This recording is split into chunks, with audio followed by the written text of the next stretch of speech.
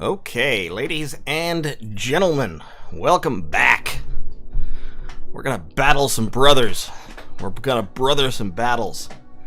We're gonna do everything that can be done in any combination with battles and or brothers. It's gonna be a great time. Or at least it's gonna be a time.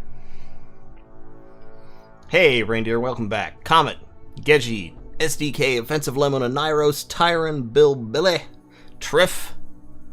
Welcome. Alright. We're going back onto our YouTube here, The Confused.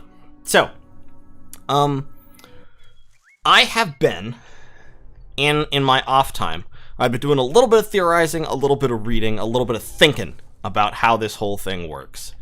And I'm going to be testing a couple of conclusions during this stream. And some of you may die, but that's a sacrifice, I'm willing to make. Good old Nejin the Barbarian barely lived through that last battle. I did pick up a couple of nice hats, which is good. So I should give one of those hats, I think, to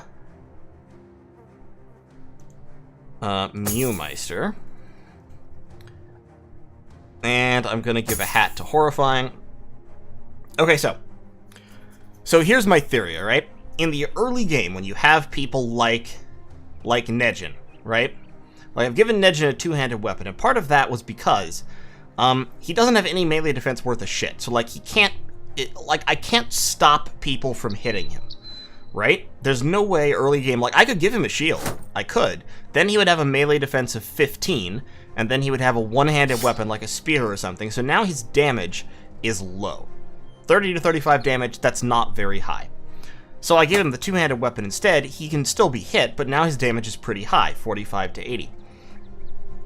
So here's my theory, right? Let's look at one of my other, like, level 1s or level 2s or something. I guess he's the only level 1 that I have at the moment. Okay, so looking at Nejin, even if we didn't have a two-handed weapon, if he gets the double grip bonus, that's plus 25% damage. That makes his damage, like, pretty okay with most of these one-handed weapons. What I'm saying is, whether he gets hit or not is very random in the early game because he doesn't have any defense and the enemy has relatively low melee attack, albeit still higher than ours. So it's like, well, why don't I just, not give these level 1 people shields so they can do more damage? Then I'm thinking about that and I'm going, okay, but then they're just going to die like flies and they're not going to accomplish anything, right? Because they're going to get murdered. But there's a perk that radically increases the amount of damage you can do to somebody before they get to attack you again. It's adrenaline.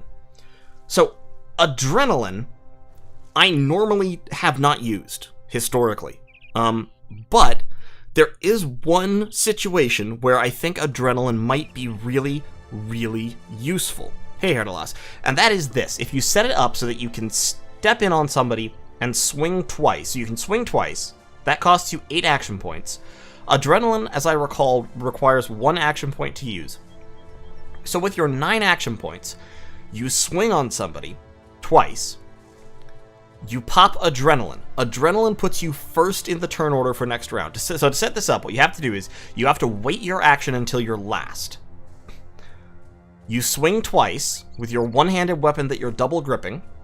You adrenaline. The next turn rolls around, you are now first in line, you swing twice again. You get 4 attacks without any, intervening attacks from the enemy. So, it's possible, and you can do this in the early game, because in the early game, your guys are wearing light equipment, and so their fatigue total is very high. Adrenaline costs fatigue to use. So, it's possible, and I'll have to test this a little bit, but I think with some of these early game characters, especially if I get ones that have high fatigue and decent melee skill, I'll try doing this where they just DPS somebody down with 3 or 4 attacks before they can get hit, and try to use that to keep them alive rather than, a lot of shields.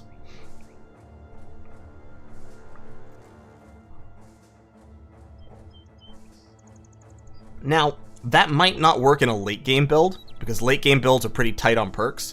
But to be fair, most of these guys are not going to work in late game builds anyway.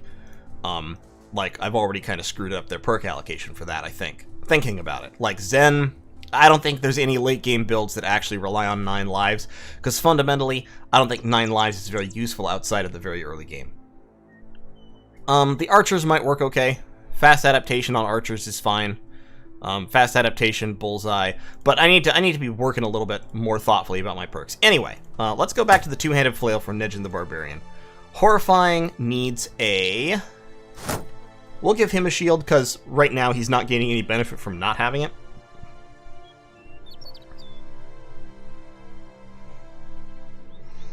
Oh good, Heartsaiden is telling me this idea will work. Good, glad to hear it. Might be worth giving people on the flank a shield. So I think what I'm going to do is, I'm going to find some people that I'm going to build as tanks. Like Zen here. Zen has 3 stars in melee skill, so I can't just build him as a raw tank. I might build Realms as a tank, because he's tiny, so he gets extra defense. He has 1 star in melee defense and 2 stars in hit points. So with him, I'm going to take, like, Colossus, Gifted, Dodge, probably, maybe not Dodge, I don't know. Resilient, maybe. I'm definitely going to take Taunt and Rotation and Brawny, Shield Expert. He's going to have all the perks that make him, you know, just good for standing there and absorbing damage. I'm also going to give Nejin the Bear Hat. No. Yeah, I'll give him the Bear Hat. That's appropriate. And then you can have... full cap, you can have that cap, actually you can have that cap. That's fine. Good. Perfect. We also do have a light crossbow. I'm not going to use it, but I am going to repair it so that we can sell it. Okay. Is Gifted really worth it? Yes, Gifted is absolutely worth it. Okay, so think about it this way. And this is the kind of thing that you'll see people who are really, really experienced about this game talking about. Think about the effective number of stat points that a perk gives you, okay? So, like, Colossus increases your HP by 25%. Well, by the late game, that can be like 20 or maybe even 30 points. That's a lot of stat points. Gifted gives you max rolls on everything, and you get to pick 3 of them. So that's effectively like 12 stat points. Between 9 and 12. It's around, like, you know, yeah, 10 to 12. Fortified Mind can give you 10 stat points or more, depending on what your resolve is. Now, obviously, stat points are not all created equal. Like, resolve is usually not as valuable as, say, melee attack and melee defense. So, melee attack and melee defense, because Gifted can give you both of those 10 to 12 stat points Gifted gives you are even more valuable than they otherwise would be. So, Gifted and Colossus are probably about as valuable as each other. Then you look at something like Dodge. Dodge can give you a lot of stat points under some very specific circumstances, but the number of stat points it gives you goes down as the battle continues, because your initiative drops as you get more fatigued. And it's also decreased by wearing better gear. So, like, having heavier armor decreases the effective value of Dodge. All that kind of... Having heavier weapons decreases the effective value of Dodge. So, on average, Dodge does not give you many stat points. That's why for most builds it's not very good. There are specific builds that Dodge enables where Dodge is worth like the effectively like 20 stat points, in which it's super, super good. So that's kind of how you have to analyze perks. And on that metric, Gifted is very, very good. Gifted is arguably one of the best perks, because it effectively boosts your stats by quite a bit. And it's why, and like some of these later on perks are just not very good from that metric, like Reach Advantage. If you look at Reach Advantage, with some specific weapons, in some specific circumstances, it works really well. Like if you have a weapon that has Cleave, where you're swinging at 3 targets at once every round, so it can increase your melee defense by up to 15 every round. That could be pretty useful. But for guys who have single target weapons, like most two-handed weapons are single target, at most it's going to be +5, and sometimes it's going to be 0. So Reach Advantage for most people is not very valuable. Anyway, okay, so that's enough of a digression on that. What were we doing? We were going to Mullenheim. Where is Mulenheim? Mulenheim is up there. Let's go. Sorry, I just spent a whole lot of time talking with the game paused.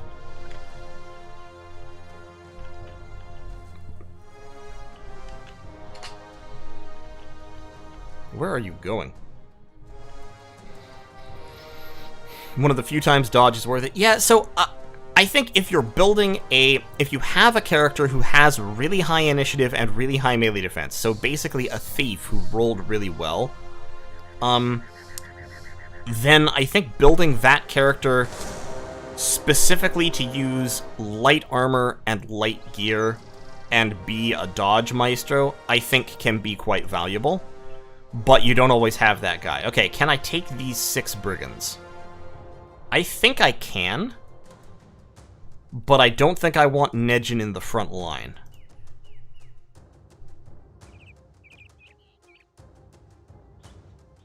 Well, I might put Nejin right there.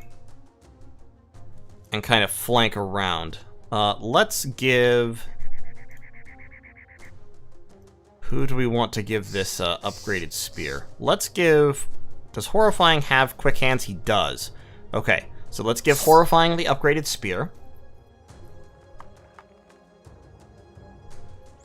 Yeah, they're all raiders. It's 6 raiders is what it is. We do unfortunately have a couple of injured people. Now, Pierced Lung, that's probably fine for Realms. He won't be, like, hopping around a whole lot. They are going to close with us, so what I'm going to do is... That's 30 to 50, 40 to 60. But it ignores more armor, so... Well, I'll leave it like this for Perun and everybody. Everybody has a shield, because I think everybody needs shields right now. I might actually take... I'm going to... I don't have anybody with... adrenaline, so I'm not going to test my two-handed weapon fighting theory yet. Everybody's armor is in decent shape.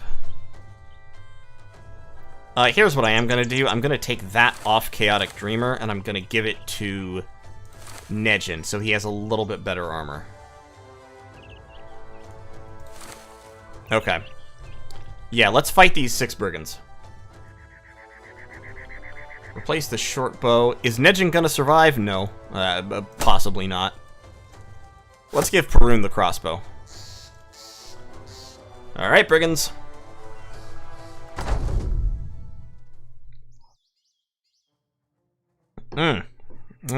Good. They have a hooked blade and a pike. These guys aren't wearing hats, which if I had a bunch of flails would make it relatively easy to farm them, but I don't have flails, so it's going to be a problem. Let's see if we can win this. We do outnumber them by 2, so I think we probably can. But let's find out. We do have Nejin up on the high ground, which is nice.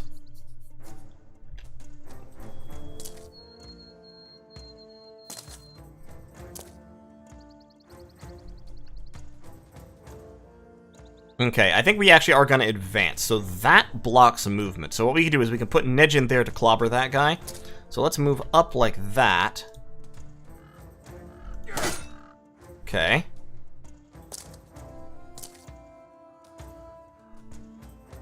Alright, Realms, just tank. Zen... Yeah, this is actually a decent place to fight, I think. Zen, get up there. Give him a little slash. Throw a javelin at him. Alright, Nejin. Oh, fuck. It's a forest. And I was coming down a level. Okay, yeah. I came down a level so I don't get to swing. You, sir... See if we can flank around and get to that pike guy.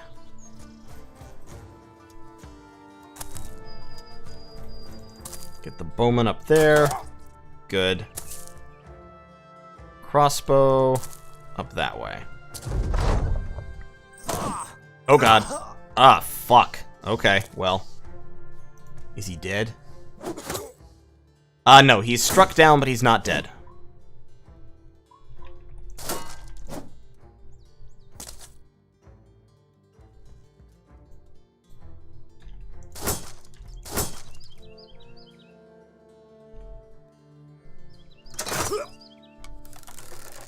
See if we can kill that guy real quick. Shield.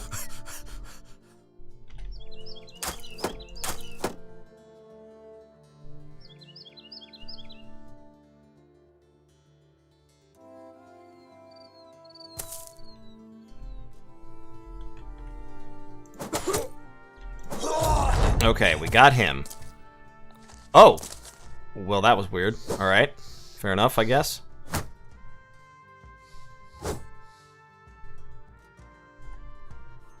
I really want to shoot at the pikeman, but let's take the higher chance right now. I might have to spend time breaking his shield. Well, he's pretty well surrounded. Let's just go in for the damage.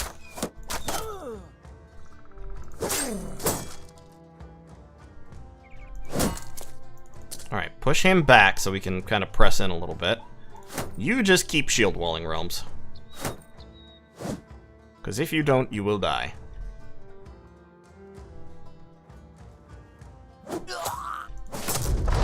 Nice. Okay.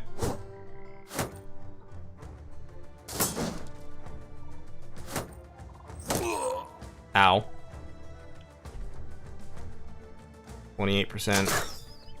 Actually, a higher percent chance to hit him.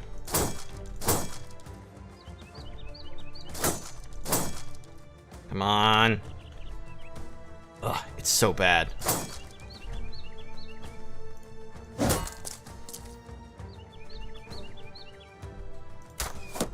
I'm really trying to kill that pikeman. Alright, Horrifying is out of javelins, which means he is going to close in. We've got that guy scared, which is good. Marek's about to go down. Yep, there he goes.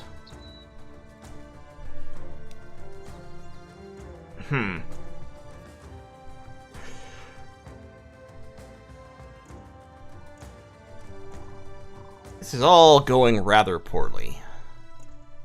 They managed to get into this very strong formation, and that's a problem.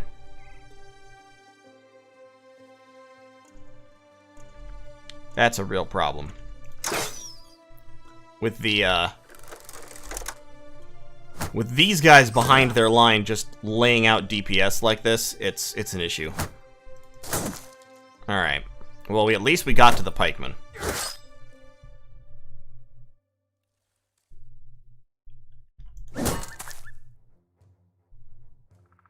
Can I make it? I can't quite make it.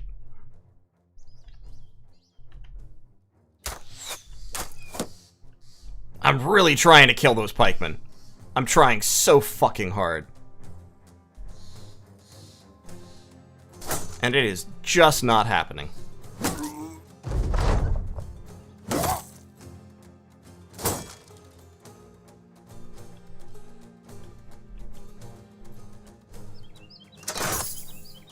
He's almost dead. He's so close to being dead.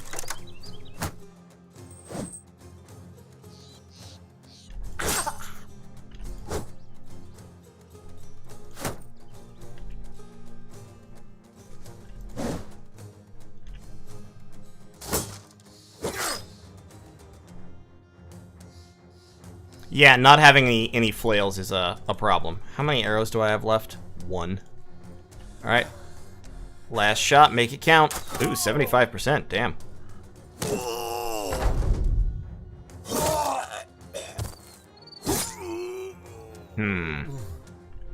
Problem.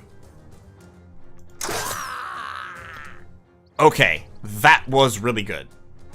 It's still probably not enough to save us, but that was really good.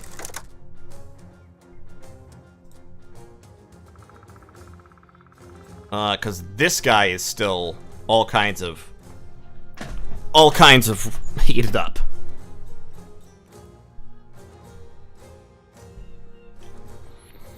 It's 4-on-4 right now. These guys are both injured. That guy is completely untouched and also has a hilariously powerful weapon.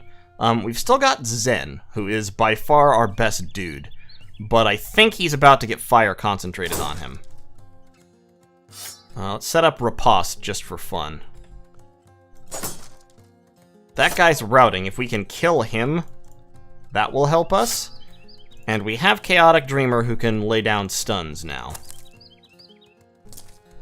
Ah, fuck. Never mind. Okay. All our morale just broke. Wow. That was potentially winnable until that happened. Alright, well, run for it.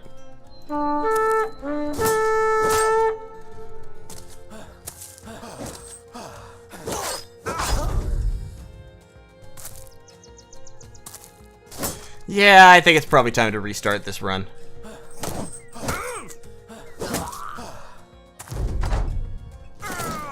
That was,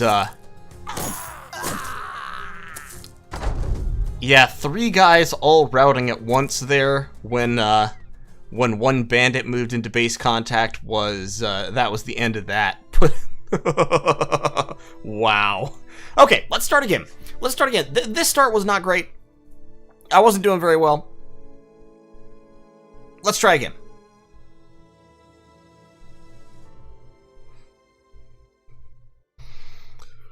How shall we go? What origin shall we take? Let me know what you feel like. Hey, Happy Accident, how's it going?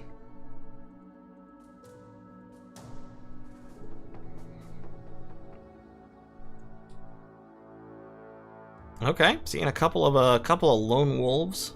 Lone wolves, deserters, gladiators, cultists, lone wolf.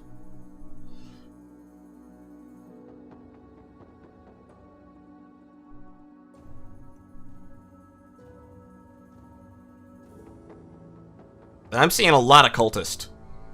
Okay, I guess we're doing cultists.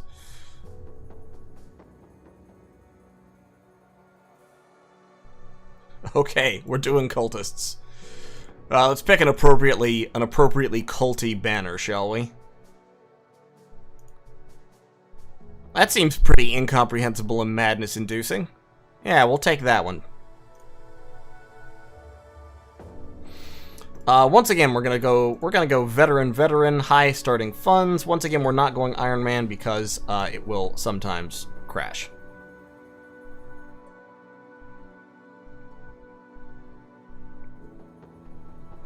What's the easiest start? It's either probably the default or militia. Peasant militia is pretty easy.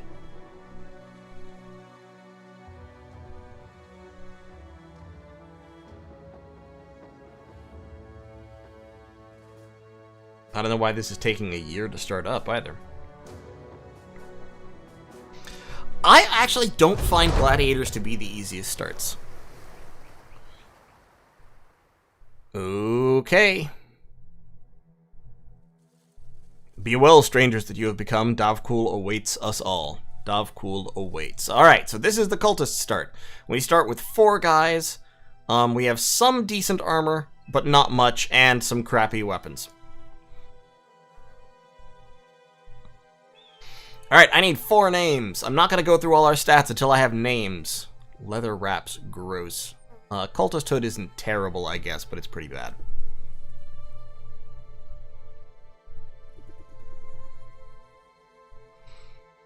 Alright, Flint, Reindeer Boy, Moon Tiger, and Herdalas. We got Flint. We got Reindeer Boy. We got Moon Tiger, and we got Herdalas. So let's see what we have here. So Flint the Believer. He's got a Scramasax, which is not a bad weapon, especially not two-handed. He has 2 stars in melee defense and a star in fatigue. So this guy is going to become... I'm actually going to start naming people, giving people titles reflecting what I'm going to eventually do with them. He's a tank. If he lives that long, he will be a tank. We have Reindeer Boy. Reindeer Boy is swift and a brute. He has 1 star in each defense and 1 star in fatigue. He's not that great. We'll see what happens. I'm not going to give him a title at the moment. We have Moon Tiger. Moon Tiger is brave as well as being a cultist, so he has 59 resolve. He is eventually going to be a sergeant. Or like a banner carrier. He has a battle whip. Battle whips are actually really, really good weapons in the late game. They're very bad in the early game. And they're really good in the late game because of this disarm. Disarm just takes the weapon out of somebody's hand for a couple of turns. Very, very useful, very powerful against late game enemies, but has minus 20% chance to hit, so in the early game it sucks. And then we have Herdalas. Herdalas is a night owl and bloodthirsty. He's got decent starting melee skill, but no stars. 2 stars in fatigue, 1 star in resolve, 1 star in initiative. None of these guys are very good. Probably Moon Tiger is the best of them, I guess. Moon Tiger or Flint. Actually, I think Flint is the best of them. 2 stars in melee defense plus a star in fatigue. This guy can be turned into a serviceable tank in the late game. But for right now, we don't have a whole lot going on. Alright, let's look at our map. So we have got a village down there. We've got a castle. There's a city. Another big city. Big village. There is one of the city-states. Al-Anwar is a mile away from fucking anything. Got another city. So we got a couple of big cities down here in the south. There's Tanwir. These are both very far apart. Village. What do we have up in the north? Village. Village. Village. Village. Village. Castle, I think. Yep, castle. Castle. Torvaholm. Castle. Village. Castle. Yep, castle. Castle. So all the cities are in the south. In fact, all the cities are right around where we are. We've got a city there. We've got a city there. And then we've got a large village there, plus a city there. Okay, so basically the south is where all the money is, and the north is relatively poor. Cool bag hats. Yeah, every now and then as the cultist you get a sacrifice event where you pick somebody who's in the company and you murder them. Everyone in the company who is a cultist gets a benefit from that. Everyone who's in the company and is not a cultist hates you. And so it's really hard to keep characters who aren't cultists unless they're loyal or you get lucky. It's a little rough. Alright, let's head into Nebelheim and see what's good. We do start off with a reasonable amount of money. Looks like they are terrified villagers. That's a shame. Oh my god, this guy's really good. He has iron lungs and quick. It's a shame that we're going to sacrifice him to Davkul, probably. Baldur, he's clumsy. I don't care about him.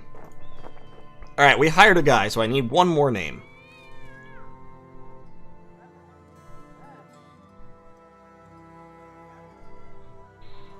We'll buy that. We'll buy a couple of hats. We'll buy a spear and some nets.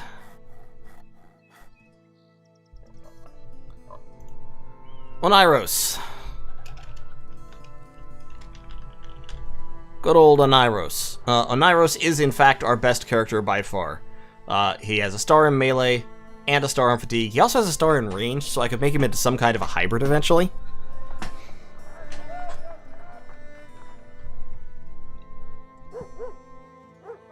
But, yeah, he's far better than the others. We're gonna give him a spear and a net. And we're also going to hand out nets to a couple of our other dudes here. Because victory in our early fights is going to rely on netting people so they can't fight back, and then killing them before they break free. Alright. Is there a mission? Yeah. that. Fine, sure, we'll go secure a tomb. If there's any undead there, we're gonna run the fuck away. Cultists can actually fight undead a lot more effectively than many other classes because they have such high resolve, but it's not worth taking, like, a really serious fight. This place basically just produces fish. What does this place produce? Ah, Hohenfechte produces tools.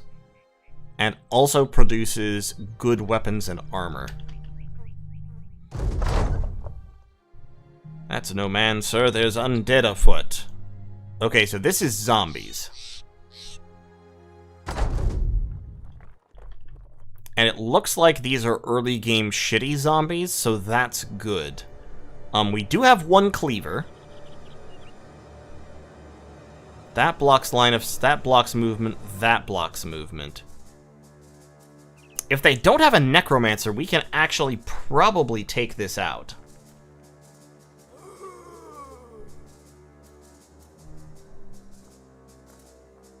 Assuming the zombies are all unarmed.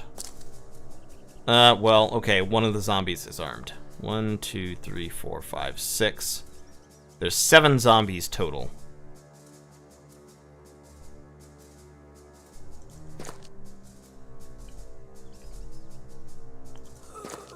Let's see what we can do here. We'll post up right between here, where it's 4 of us against 3 of them.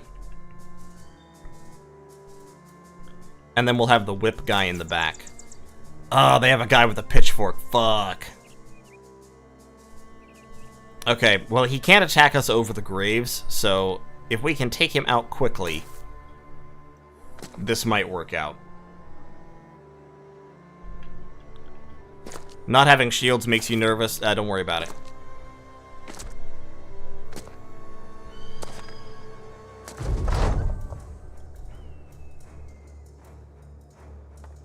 Put down a spear wall, because they will try to come up here, and then throw that net over you.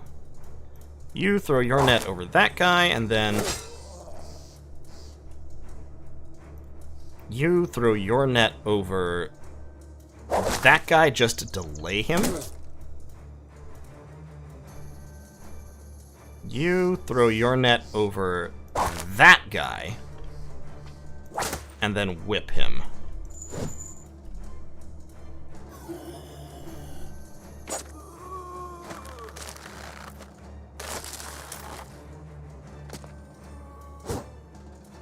Oh, he can't stab me over the graves. I thought he couldn't. Okay, well.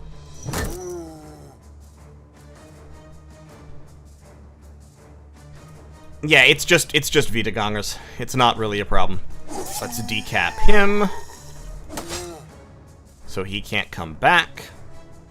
Herdalos, I really don't want you getting pitchforked, so come over there, where you are out of pitchfork range.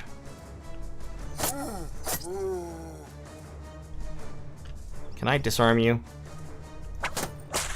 I'm just gonna whip him.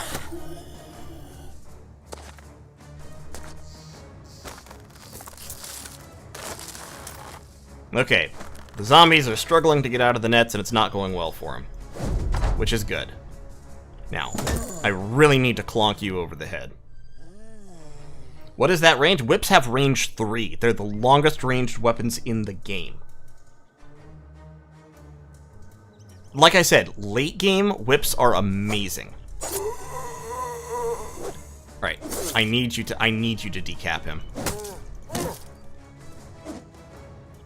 We gotta decap the armor guy. Also, if we can decap him, we might be able to steal his armor,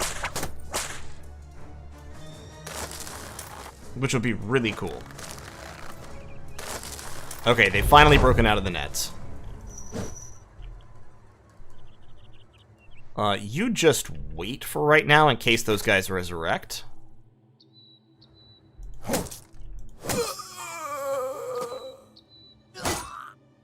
Okay. Please. Oh, I can't decap. Fuck. I'm out of fatigue. Alright, this could all go south. Okay, it's going south now. Now it's going south. No, reindeer, please. Oh, God. Okay, he's down. Good. Stun him and pull back.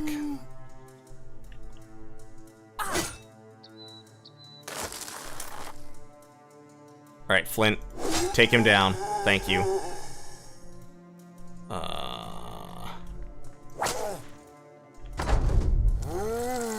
Yeah, okay, so the zombies are rising, which is what zombies do. Okay, got him.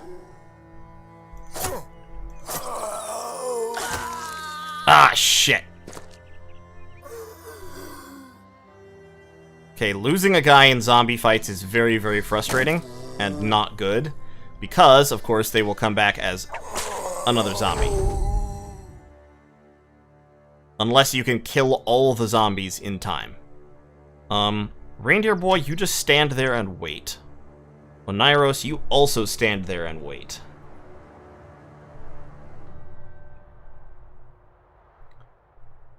Yeah. Okay.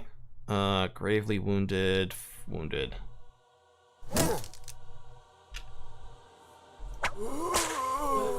Okay.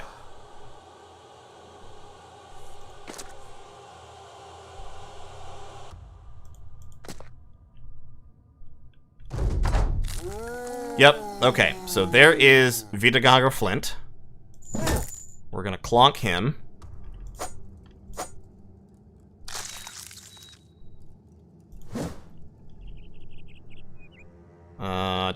Who's more badly wounded? They're both about even.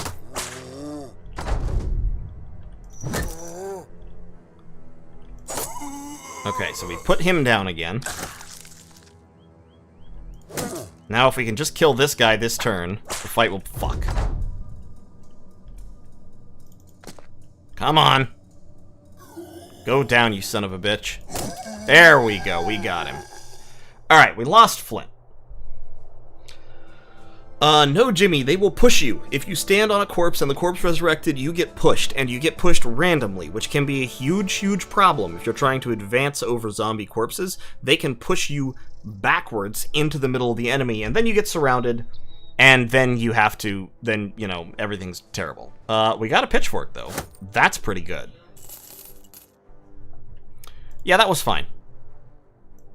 The death of Flint, while regrettable, is, like, okay. I'm going to give this hood to Reindeer Boy because, actually, I'm going to give all of Reindeer Boy's gear to, Herdalos, because Herdalos has slightly higher melee attack. Reindeer Boy is gonna get to stand in the back with a pitchfork. That's the way this is gonna work. And Moon Tiger... We've got the Scramasax. I want to keep using the Scramasax because it's a good weapon. Alright, let's go back there and let them know we dealt with the zombie problem.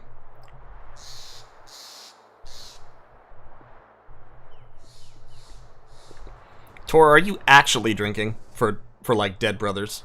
Wow. Okay, 470 bucks. Nice. Let's head up to Tiefenstadt. Let's go to Tiefenstadt. Oh god, Tor, I'm so sorry. Good luck to you. Please don't die. So, I could attack this trading caravan, but they would own me, so I'm not gonna do that. Is recruiting more cultists easy? No. Sometimes you will randomly generate new cultists, but generally, no. Generally, it's just you hire people like normal. I could technically hire this level 2 reader, but it's not worth it. There's a fisherman. He's an optimist and he is strong. Yes, please. We've got this guy who is disloyal. I don't care about him. We've got this guy who is a bleeder. We've got this guy who is tough and short-sighted. Okay, we'll take him.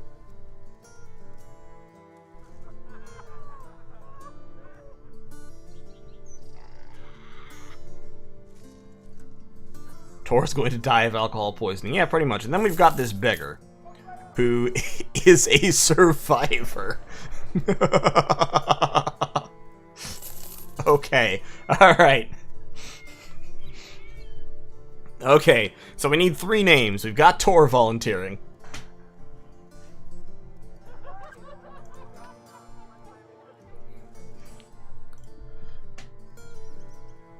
Alright, what can we buy here? Ooh, damaged padded leathers. Yes, please. I'll get a padded surcoat. I'll get a couple hats.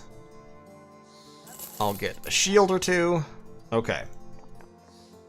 Alright, so we've got Tor, Triff, and Comet.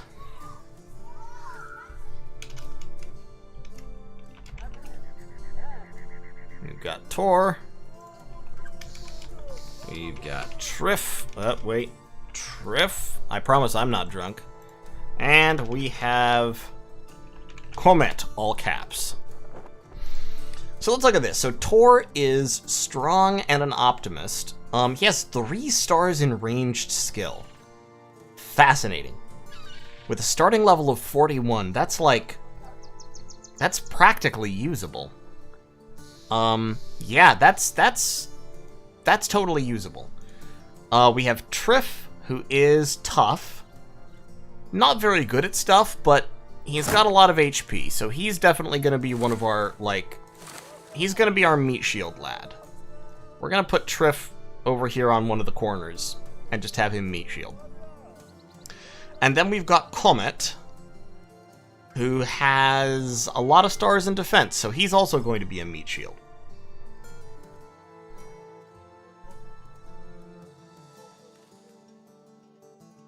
If Tor dies in game, he needs to drink so much he actually dies. Oh god, please no. We're gonna give Tor a... So he's gonna have a bludgeon and a throwing net. He's gonna have... So you've got decent armor, including a 60 hat. Moon Tiger. Who has the highest melee skill out of the gang? Okay, it's Triff. So actually, Triff... Right now, you're the whip guy. So you get to stand in the back with the whip. Moon Tiger gets to be the Scramasax guy. Tor... Do that. Oneiros gets that, and then Comet. Comet's actually a decent defensive dude as well, so I'm gonna buy him a shield.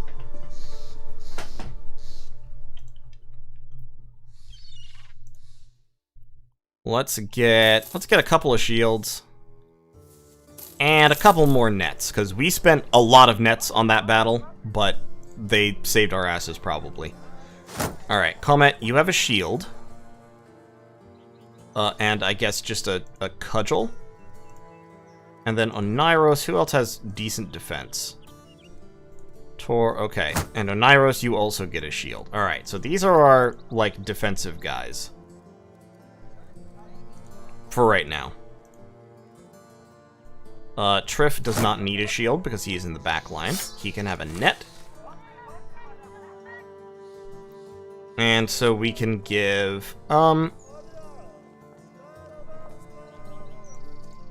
yeah, we'll have 1 shield as spare, and we also have a leather tunic spare, which is nice.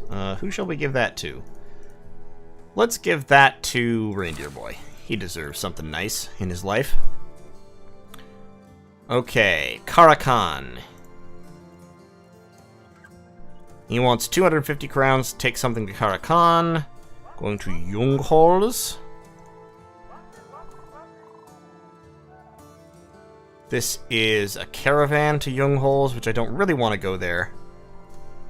And he wants me to find an area, which generally is not a good deal. So let's take this cargo down south.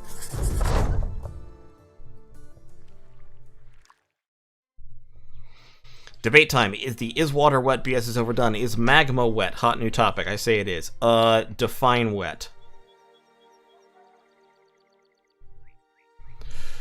Alright, yeah. Forging allies is a good deal. Let's do that, and then we'll head down to Karakan. How much am I eating per day? 14 per day? Are you selling any food here? We'll buy some grain. Alright, down to Karakan we go. So, yeah, with some of these guys in the early game, I'm going to try out using adrenaline, giving them adrenaline as they level up, and seeing if that can let me do enough DPS to just blow my way through fights without taking a lot of damage back.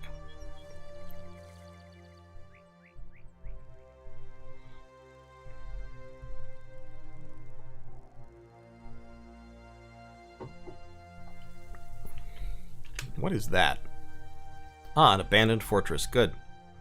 Here in Karakan, they have spices, they have silk, they have goats, they have more silk. Great. Alright, 250 crowns. Perfect.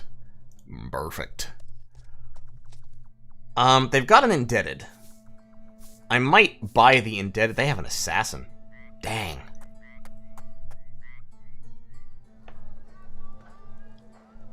That'd be kind of cool. Alright, I'm going to buy an indebted, and I'm not going to name the indebted, because, as Broken pointed out earlier, indebted are great for just keeping around in reserve and never using, and just having them to sacrifice.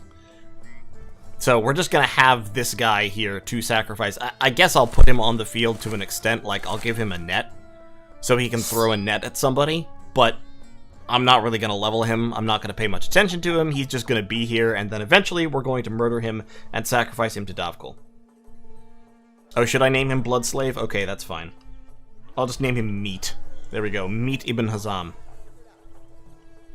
What can we do with one Blood Slave? You kill them. You murder them in Davkul's name. Nomads. This guy wants me to attack nomads. Nomads are actually way too dangerous for me at the moment. This guy wants me to destroy monsters. Okay, in the south, this can be fine, or it can be the absolute worst. I'm probably too weak at this point for it to be great. If it's hyenas, hyenas are basically just direwolves. Killing them works fine. If it's snakes, they will destroy my entire party. If it's ifrits, it will destroy my entire party. I'm actually gonna take the nomads, I think, because the nomads are probably just the lowest level of nomads, and those I can fight since I spent my money on upgraded armor. Like, these three guys can all fight nomads okay. And with my nets, I can stop them from dodging me. So that should be okay-ish. Where is the camp? Drive off nomads at desert... Oh, there it is. It was behind the clouds. Okay, Desert Scourge Camp, here we come.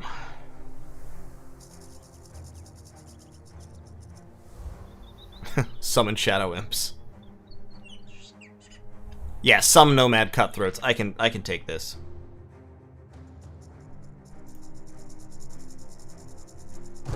Unless I get horrifically unlucky. Because these are the Nomad equivalent of Raider Thugs. Bandit Thugs. They are still more dangerous than Bandit Thugs, but they're not nearly as dangerous as Outlaws.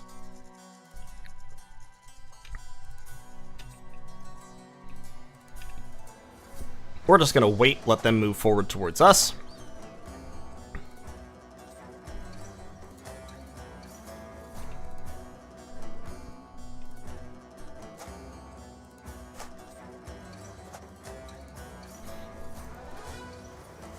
Okay, let's net down that man.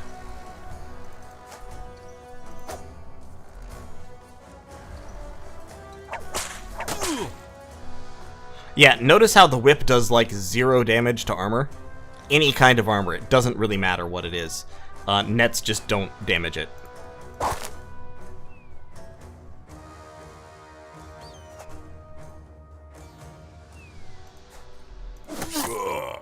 Hey, there we go. Deep chest cut, bleeding, nice.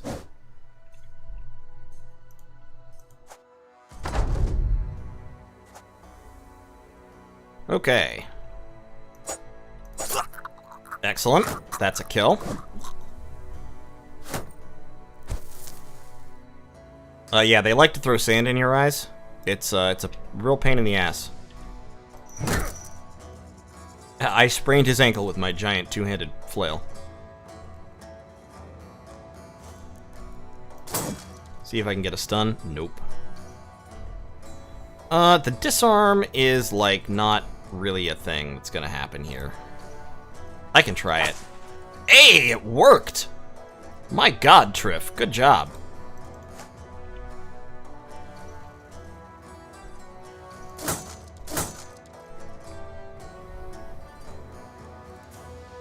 Alright, Meat, get down here and give me some surround bonuses.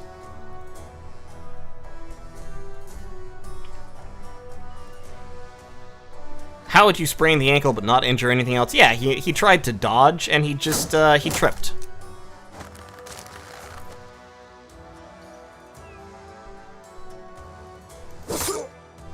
There we go. Stabbed him through the cheek.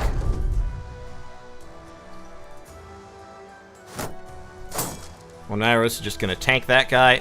Alright, oh, nope, he's gonna kill my meat. He's gonna kill me!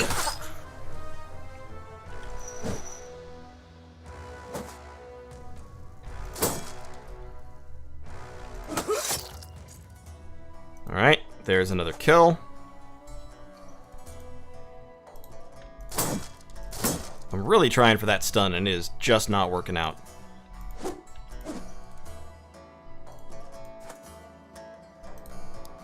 Alright, let's net him to lower his attack. I'm pretty sure being netted lowers your attack. I think it does.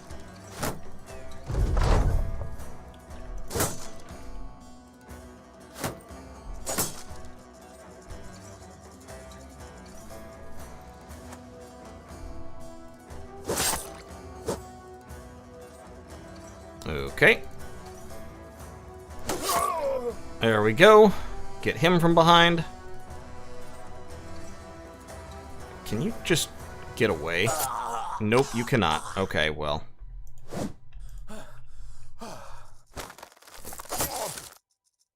I was really hoping you could.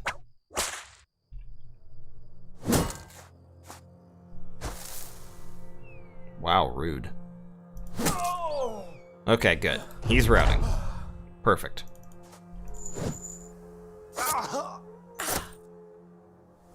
Still losing a couple people here.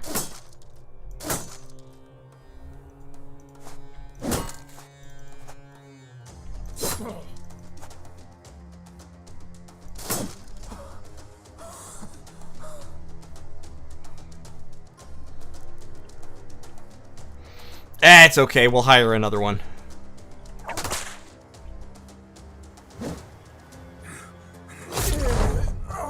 Alright, he's dead. He's got a broken elbow.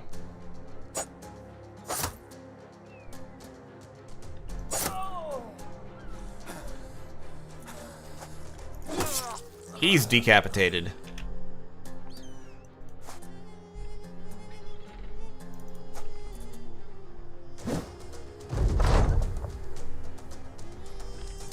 I don't know, Comet, you might survive.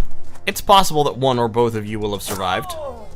Okay, and he is running, so that should be that. There we go. Alright. Hey, Comet's back! He only lost an eye, that's fine. Nobody cares about missing eyes. Welcome back, Comet. Poor Meat is dead, unfortunately, but we got a couple of actual weapons. We got a Nomad mace, we got a couple of scythes, we've got a leather head wrap, which is okay-ish armor. Yeah, that was totally worth it. Totally worth it. And we got some levels, too. So, Reindeer Boy. We're gonna level up... Ah, yeah, you have -5 melee skill because you're a brute. So, Reindeer Boy, we're gonna level as a tank character. So we're gonna go melee defense, HP, and I guess we will do melee skill at least a couple times. We'll give you Colossus. You're gonna cycle back to the front line pretty soon. Moon Tiger, we're gonna go melee skill, melee defense, and probably HP, because that's a high roll. And you were gonna go Adrenaline. So Moon Tiger is gonna try the Adrenaline thing. Yeah, so it costs 20 fatigue, but it puts you first in the next turn order. Oneiros, melee skill, that is a terrible melee defense roll. That's a shame. Let's go Resolve and HP. We'll go... what shall we give you? Student is a decent one if you're planning for the late game, but I'm not really... I mean, like, I kind of want to, almost, because he does have Iron Lungs and Quick. His stats are just not very high. I'll go ahead and give him Student, in hope.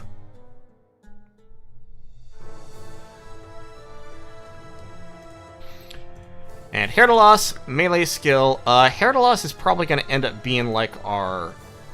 Like I said, our sergeant, because he has, you know, a star in Resolve. So let's do melee skill for sure. And then let's do Resolve and Fatigue.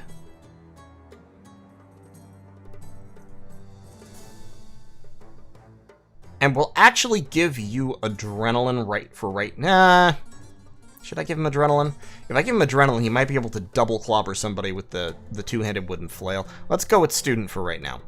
Okay. In terms of our gear, the Nomad Mace is a decent little upgrade for that cudgel, for Comet. Likewise, the leather head wrap is an upgrade for his doohickey that he had there. We've got these scythes, which we could actually sell, but I kind of want to keep them, because they're decent little weapons. Let's give Tor a scythe.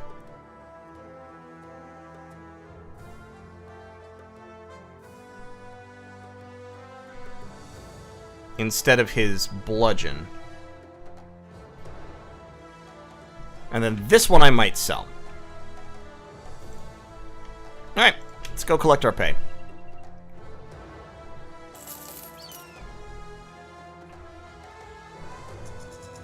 Does Resolve affect desert chance? No, it does not. The traits, the loyal trait does, but nobody in this cult is loyal. What's that contract? Hunt down animals? Nah, I don't think so. Ooh, they have an armorer's here. What do they have for sale? Lots of really good shit that I can't afford. That's what they have for sale.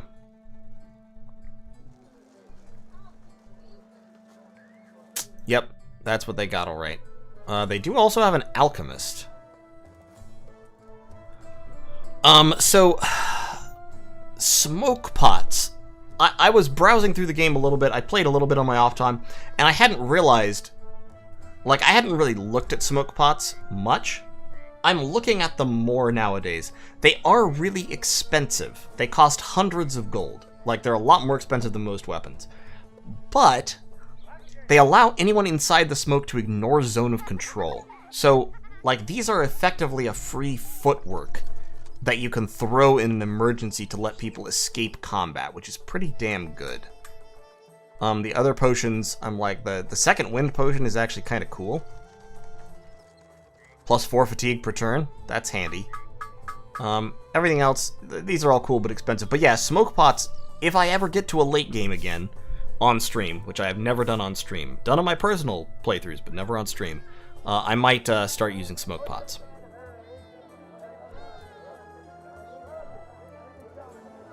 Alright, we need another sacrificial victim. So, Musa, congratulations. Thank you for joining us. Your name is Meat 2. You can have this stick in case something terrible happens. There you go. Alright. Let's head back north, shall we? Let's go to Seehoben.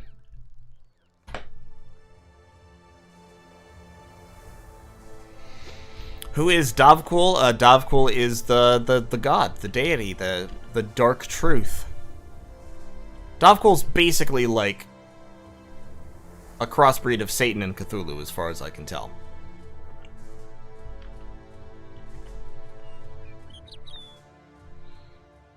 Okay, well, hey, fish is cheap, apparently. They actually have no fish for sale, which makes that event really funny. But that's fine. They have a two-handed mallet, which I would kind of like. But I only have 400 bucks right at the moment. Caravan, 2 days, 12 crowns per head, 700 when we arrive. I don't think so. Mall ears. Okay, so you need to make a delivery. 130 crowns to Karakan. I don't want to go back to Karakan. I just came from there. Let's see if there's anybody I can hire over here. There is a messenger. There is a cultist. I really want to hire the cultist. God damn it, he costs too much up front. He costs 500 gold. I don't have 500 gold. Shit.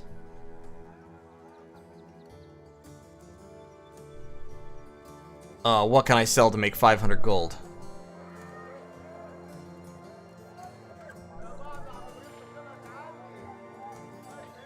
I could sell that scythe. I don't think I can quite make it, though.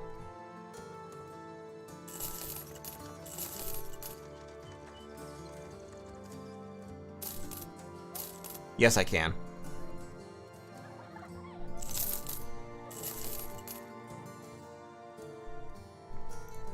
Alright. He comes with a dagger and a cultist hood, which is actually decent headgear.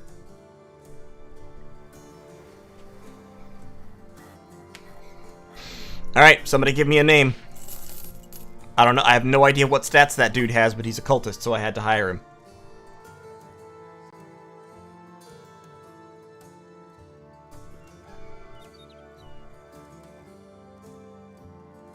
Alright, Pixel Boyable.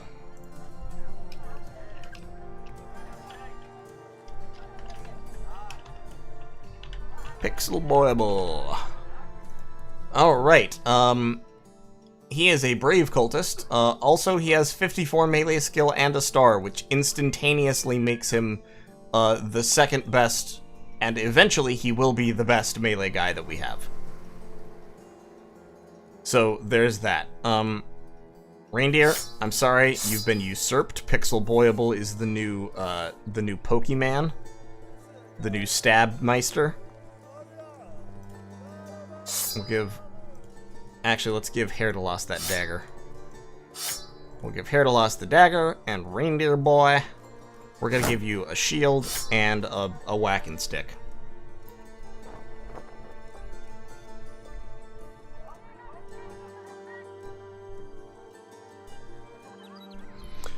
Is Sai a two-handed weapon? Scythe? No, it's a one-handed weapon, but he's double fisting it, so he does a little bit more damage. So it actually does quite a bit of damage when you two-hand it, because it is a sword.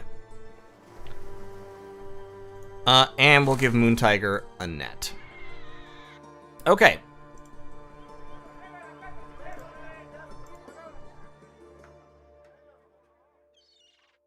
So I need 56 bucks to pay my wages today.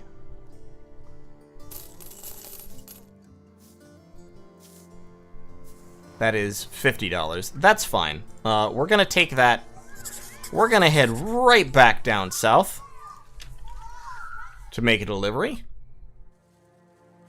We are gonna be very slightly negative on money, but I guess we're gonna go hunt animals because that's the only option down here.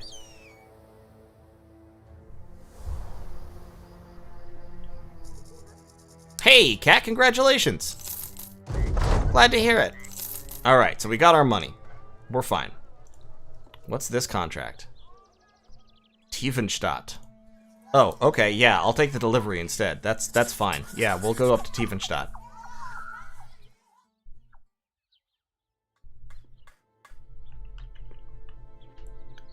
Okay, here we go. Making deliveries out of food. Hold on, let's buy some food real quick.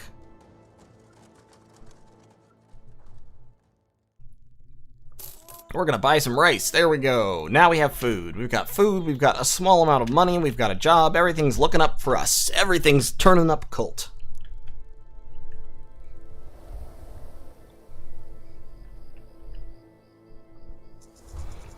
There are clearly animal tracks up around here. And we're poor again. Yeah, well, you know, that's just life. What can I say? You know? Sometimes you're poor. We're also going to go slightly negative on our cash again. Did go hungry. You were only hungry for like 5 minutes. Come on now.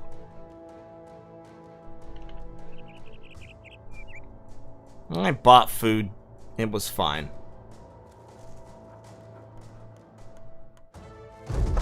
Alright, there we go. We got our money. Now we can buy some more food here.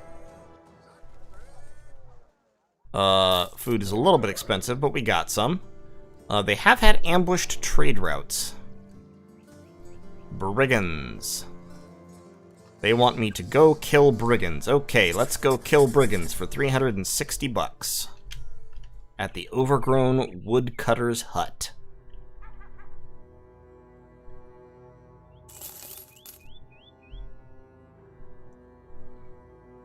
Alright, so we've got... Moon Tiger is going to be DPS, because Moon Tiger has adrenaline and a high DPS weapon. So the strategy here is going to be, I think, Moon Tiger moves in, throws the net, pops adrenaline, and then double hits somebody with the cleaver, hopefully cutting them down to almost 0 HP and proccing bleed. Also next door is going to be Herdalas the Zealot, who will help cover. And we've got Tor over here. Let's actually swap Tor with one of our shield guys. So we have a shield guy over on that side. Yeah, Oneiros. So Oneiros can cover. Okay. I think this will work out. They have one Brigand Raider. This is actually good. We kill everyone else first, then we attack the Brigand Raider and we steal his armor. Because we have a couple people with knives. Tor has a knife. Herdalas has a knife. Oneiros has a knife. So Tor, Oneiros, and Herdalas need to be the ones who get close to him.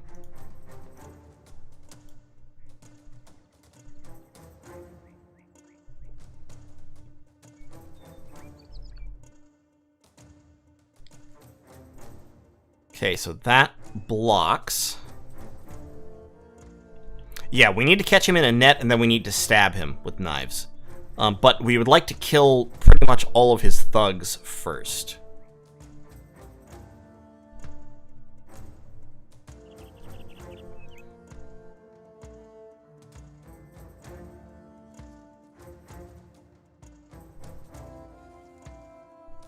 So let's...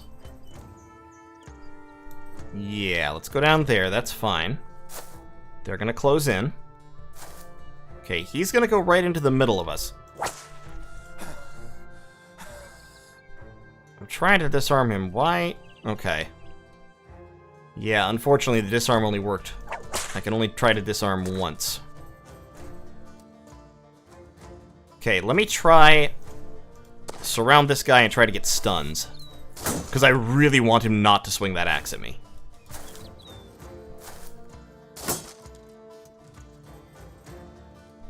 Alright, Pitchfork Lad, just wait. You plonk him. Dislocated shoulder. Okay, throw the net, take a step, pop adrenaline.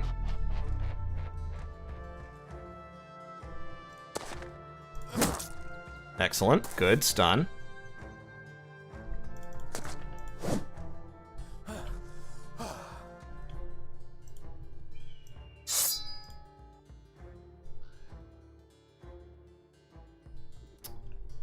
You're just gonna wait. Okay. God damn it, Moon Tiger, come on. Come on now. Yep, pop adrenaline again, I guess.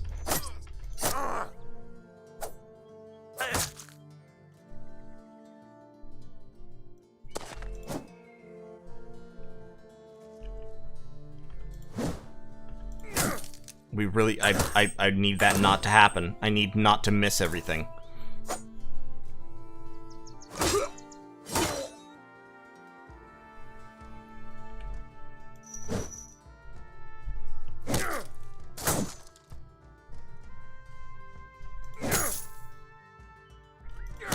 There we go, we finally got the fucking stun off.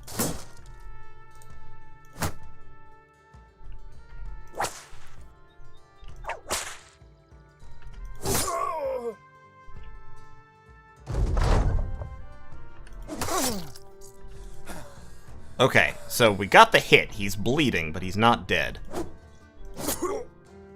And now he's routing. Excellent, excellent, excellent, excellent. Okay, we need... We need to block that off so he's stopped, so he can't run. Also, Reindeer Boy is probably gonna die.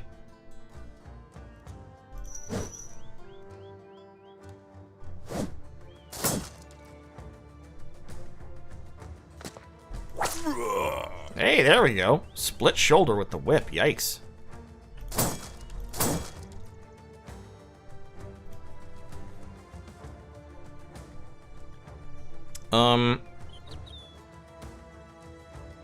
Yeah. Reindeer Boy, I would love to shield wall, but you can't. So...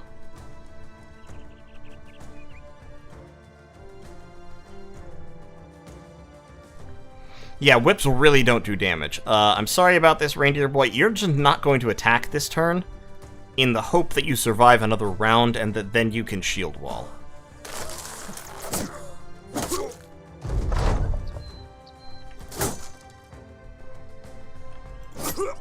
Okay, we got him. We might get the armor. It's not guaranteed, but it's reasonably likely. Oh, God. I'm sorry, reindeer.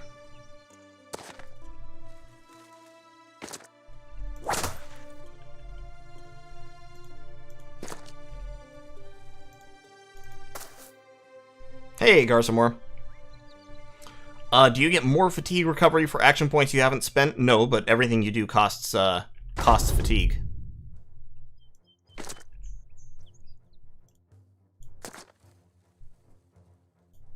Alright, Tor, get the scythe back out. We don't care about knifing these guys. They don't have anything we really want.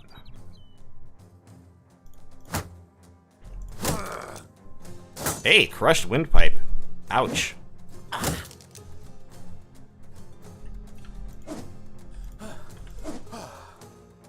Okay, Moon Tiger, I really need you to start hitting things. I've just been noticing that the last, like, 4 times you swung, you missed, and I need that to stop. As a company of mercenaries, it is important that when we swing weapons at someone, we hit them. It's core to our business strategy.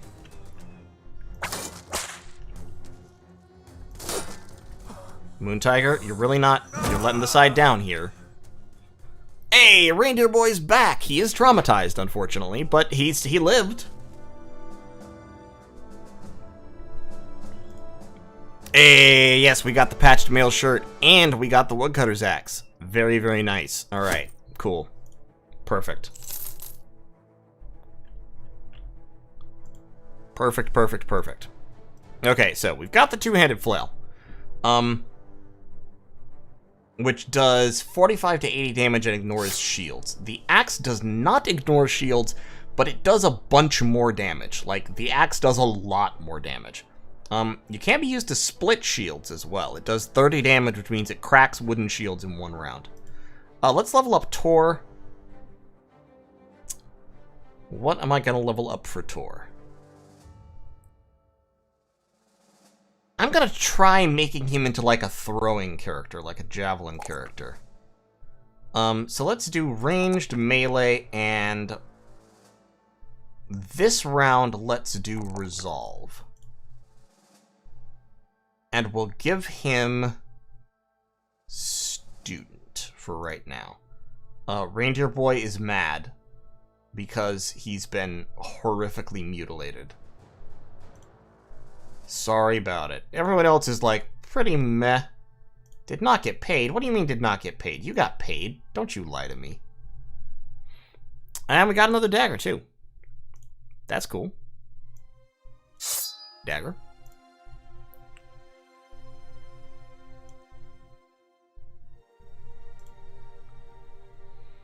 Yeah, he's a cultist. Being traumatized, he can probably recover from over time. Because, you know, cultist events will make him higher resolve.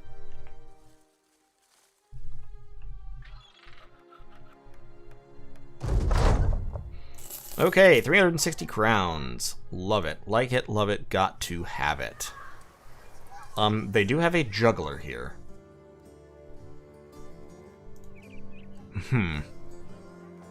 What a fascinating idea. I'm not gonna hire anybody else right now. I need to start giving people some names based on what they're going to do. So, he's Moon Tiger. This is the adrenaline guy. Also, I hit caps lock somehow. Herdalos is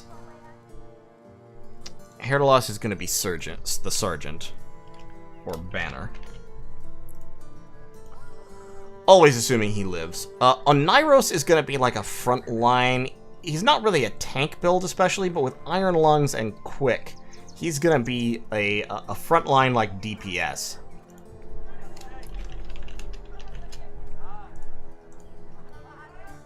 Comet is going to be a tank. It's the only thing he's suitable for.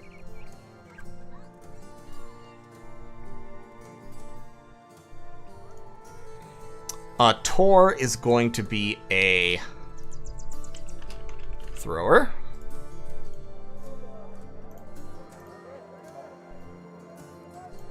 We know what Me Too is. Triff. I mean, realistically, Triff should also plan to be a frontliner just because he has the higher hit points. Like with Colossus, he'll get up to like 90 or 100 hit points very easily, and if I keep leveling them, he'll end up with like 120, 140. But we'll see. I think that's all the ones that I'm going to give. And Reindeer Boy is also going to be a tank. Now, I have this 90-point suit of armor that I need to give to somebody. Moon Tiger has been letting me down. I'm going to give it to Tor. And then we're going to pass his armor down to Comet. And then that 35 point of armor can go to Reindeer, and then we can give Pixel Boyable that. Pixel Boyable also has a better hat, which should go to Tor. And once again, we're just going to kind of pass hats down the ranks. Nice face tattoos, Pixel. I didn't notice those before. I like it. Okay. Cool, so we got our two tanks with shields. We got Oniros. Oniros actually has a shield that I don't want to be carrying him all along.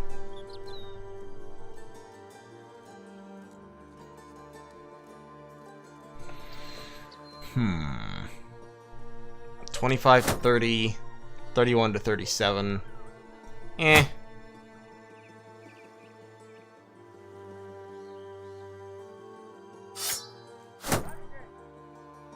See, that's a little more like it. 31 to 50 with an axe without a shield. That could be decent. Let's get one tank on each side.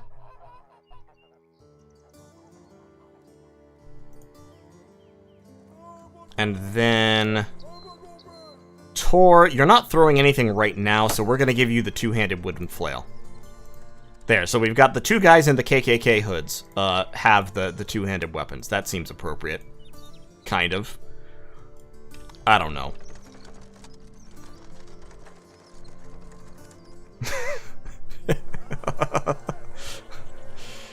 I don't want to find the undone fortress. I don't want to escort a caravan.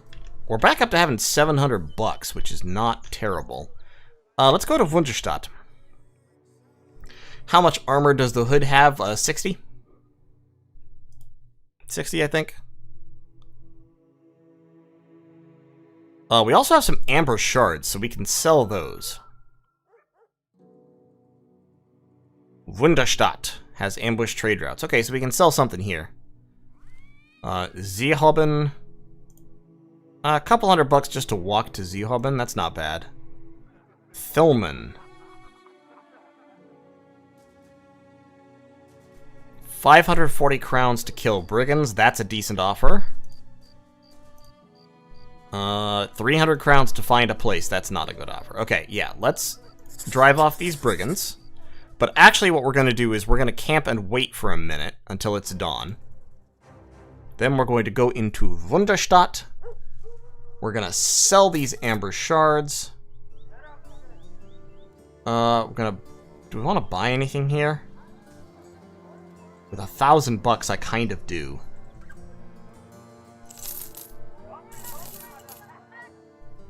Buy some tools. And let's see if they have anybody decent to hire.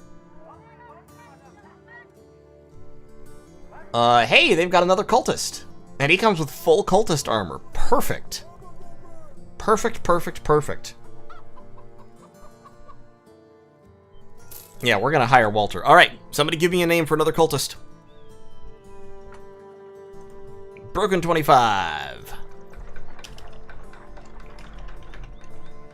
Good old Broken 25. And this guy is absolutely gonna be damaged. Gonna be two-hander.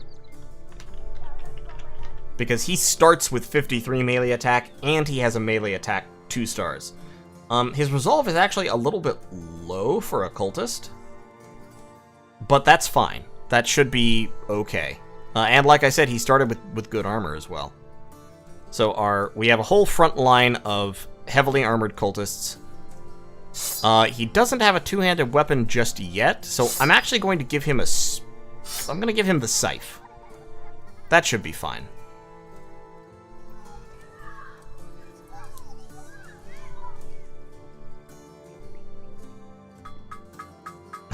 Alright, reindeer.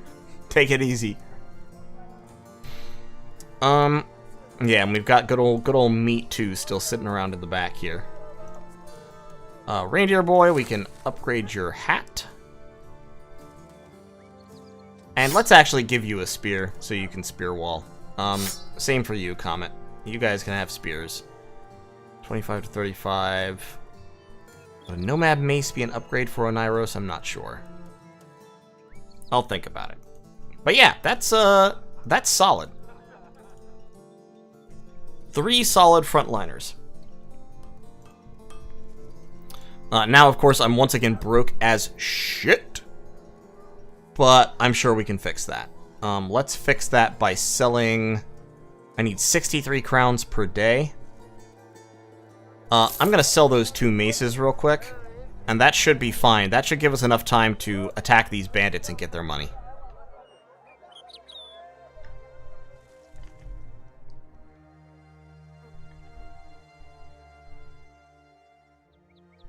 Okay, so it's just brigand thugs, no raiders. That should be fine, because at this point, our frontliners are almost as good as brigand raiders. Like these 3 in the middle, particularly, are in decent places. Very, very decent places. The guys on the flanks, less so, but, you know, we're working on it. Alright.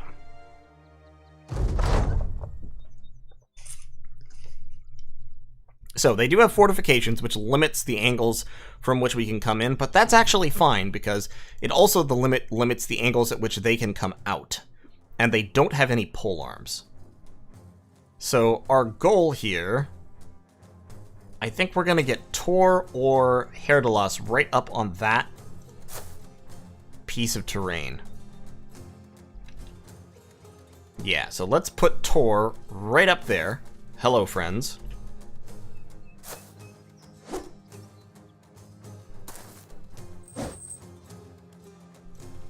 get Pixel Boyable right behind him. And then we'll get Broken. Yeah, we'll get Broken up there.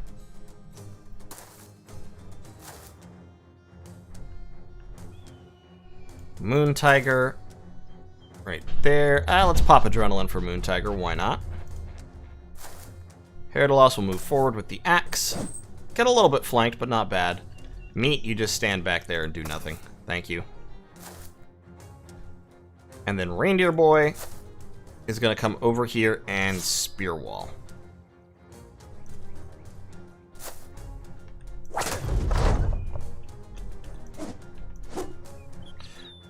Okay, Moon Tiger.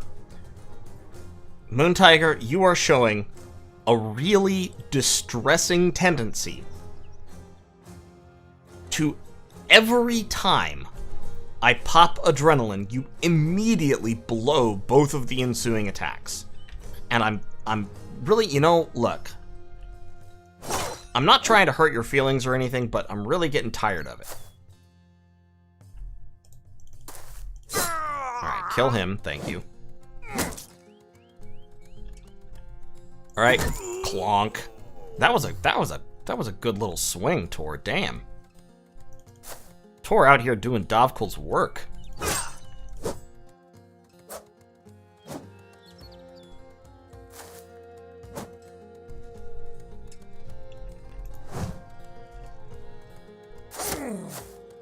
Nice, Spear Wall, helping us out. Could Meat be used to run flank? He could, but I really don't want Meat to die, because I want to sacrifice him to Dovkul. Reindeer Boy is just like, don't hurt me, don't hurt me, don't hurt me.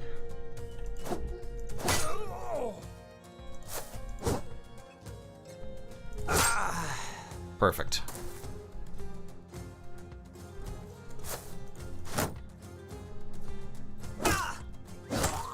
Ow, damn.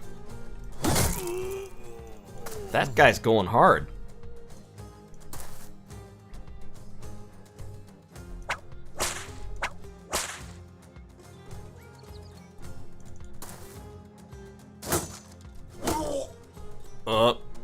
Reindeer Boy, no.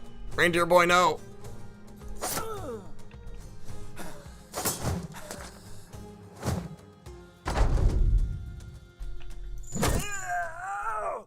Okay, good. That guy's running. Reindeer Boy is safe for another day. Get back here, you motherfucker.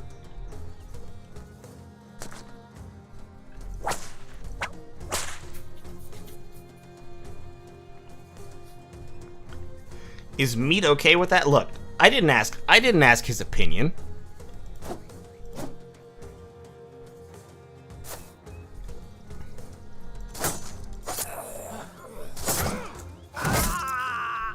Perfect. All right. Excellent. Excellent, excellent, excellent. I do actually need to take him off the roster and put him in reserve because I really don't want him to accidentally level up. I need him to stay at level 1. So he needs to go in reserve so he doesn't build up any experience. Oneiros has sprained his ankle, and poor Reindeer Boy still has a crushed finger and a ripped ear. Pixel Boyable. Let's level up that. He's brave. He's got pretty solid melee skill. 54, 10 level ups. 0.5. He'll probably get up to like 80, like 75, 80.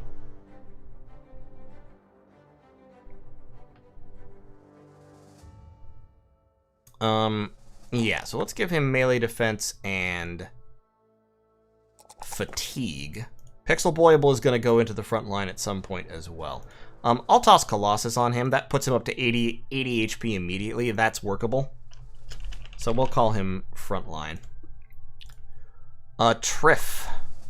Hey, it's a good melee skill roll. Let's give him some resolve because he needs that.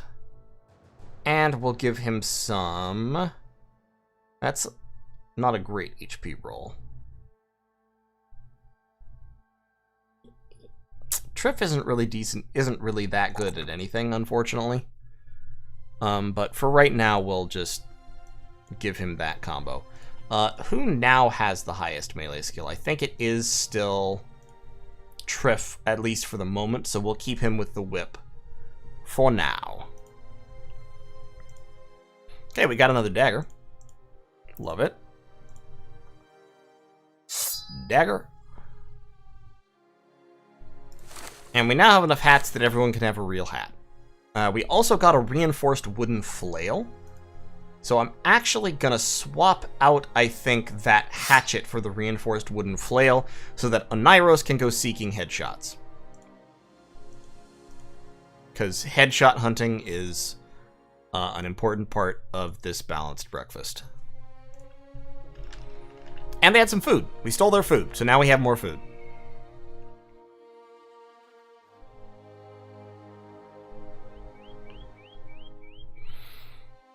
If we had more polearms and stuff, I would take more backliners. Here we go. 500 buckaroonies. We have anything we want to sell? I'm gonna sell some of these shitty, like, level 1 weapons that I don't care about. I have 700 bucks. I will buy. I have 46 food. Do I want a war fork? No. Not gonna bother buying a war fork. I am gonna buy a couple more sets of padded leather, so that Reindeer Boy can have a set, and Oneiros can have a set. Okay, so now our whole front line is in armor 80 or higher, which is good. And then we can give some slightly more reasonable armor to the guys back here. I'm going to put a bag over Meat's head so that he can't see what's coming for him. I feel like that will help his feelings. And then, yeah, let's walk back down to Seehoben and drop off some stuff. Did I lose at poachers and go cultists? Yes, Zach, that is exactly what happened. In fact, that is precisely what happened. I'm gonna try to focus on getting Tiefenstadt up to Allied, because they're a large city. They have a workshop, so they make tools here, and they're attached to... So the village they're attached to is Seehoben, which is amber and herbs. So this is a valuable place to be allied to, so I'm gonna try to do all of Tiefenstadt's quests.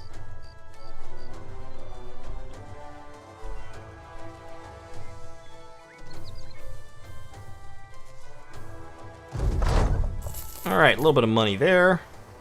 What's this quest? You need a place found? Not interested. I shouldn't have done that, because just telling people to fuck off when they offer you quests actually lowers your relation with the place slightly. You just let them expire, and then your relationship doesn't go down. Why the game does that, I don't know. That's close to the price. I'm gonna speculate a little bit by buying... I shouldn't have bought 2. I should have only bought 1. Oh well. I bought 2. That was a terrible mistake, but we'll be able to sell them back. I'm gonna head back up to Tiefenstadt. I think I can sell these at Tiefenstadt for slightly more than I paid for them. We'll see.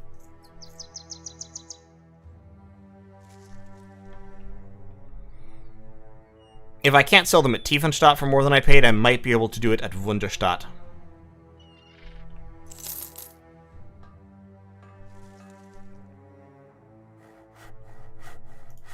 Alright, so what will you pay? Oh, no, you're attached to a village that makes them, so you will not pay for them here. Well, that's a shame. Ceremonial season. Demand and prices for incense are at an all-time high. Okay, worth knowing. What's that quest again? Find the undone fortress a long way away? Nah.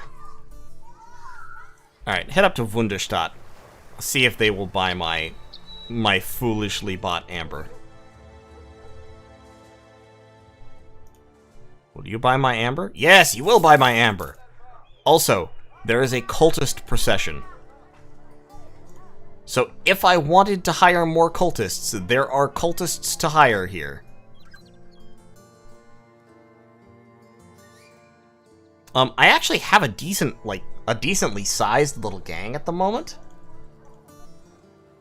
2, 3, 4. I guess Tor is actually not a cultist, but I've got 4. I've got 5 cultists in my group.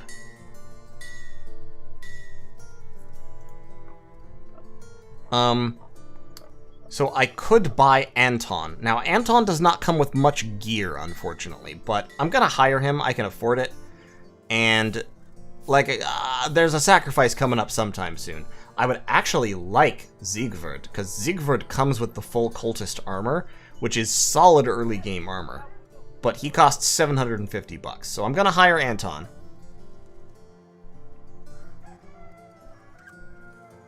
Tawid is a nomad. Nomads are one of the better backgrounds. There are 2 kinds of nomad background. There's a melee nomad and a ranged nomad. They have different stat layouts, but they're both pretty good. So yeah, I'm gonna go ahead and hire Anton. This will be Cat and Echo.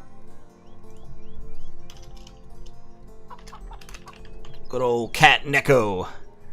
Cat and Echo, he is swift, and his stats are bad. So yeah, we're just gonna give you a shield, and you're just gonna be a tank.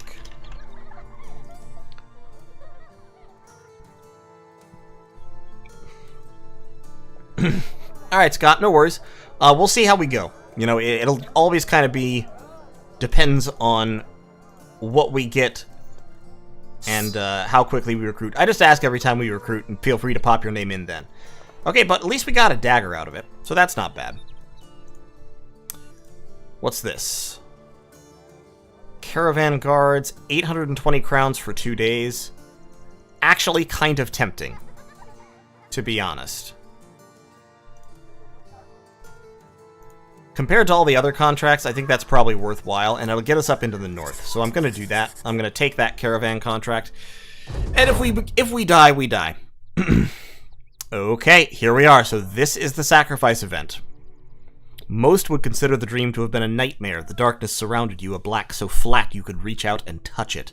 The voice spoke a language you'd never heard before, and yet you understood it nonetheless. 2 faces emerged from the infinite shade. Meet 2 and Comet. The men seemed so close, yet when you reached out they shrank, as though your fingers stretched infinitely into the void. Upon waking, you knew what must be done. But a trust had been put in you here, a trust by Davkul, a trust to do what few men can. Make a choice. So this is how sacrifice events work. Every time you have a sacrifice event, they fire randomly. As was said here, your lowest leveled troops are picked between, and you have to murder one of them. And everyone who's in your group who's not a cultist gets really mad about it. And some of them might run away. So, we're going to murder meat. There is a gruesome little sacrifice thing here. Alright? So, basically, he's raised on a long stick.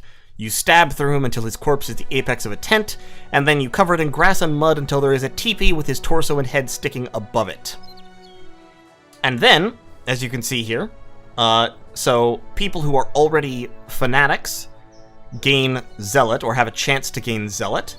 People who were not fanatics have a gain Fanatic, and everyone who's not a cultist drops to Angry.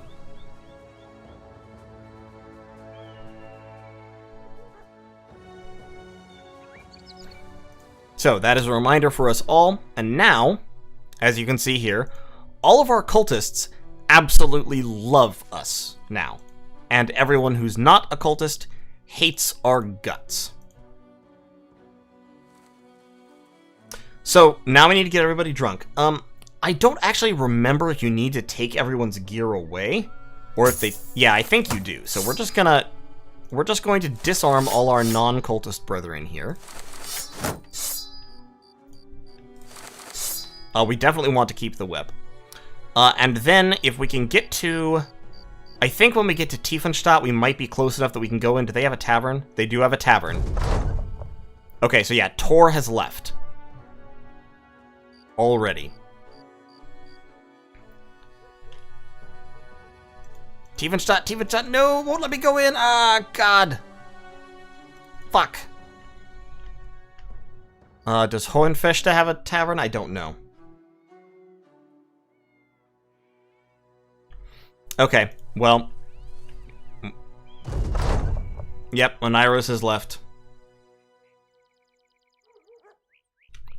Fleet a caravan? You think it's worth giving up 820 crowns, dude? I mean, like, we're gonna lose 2 more people, but frankly, the people we're losing are actually not the absolute top end. So... And we'll be able to take their gear and set up a, We'll still have a pretty decent number. We'll still have 6 cultists. So, to be honest...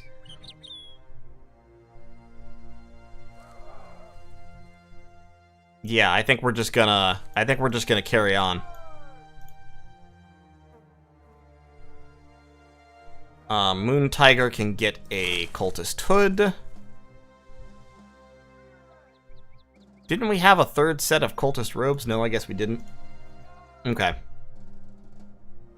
What are the start... Okay, so you can look at the Dovkul candles. So Fanatic gives you +5 resolve. Zealot gives you +10 resolve, and you no longer take morale checks from other people dying or from losing HP. So, yeah.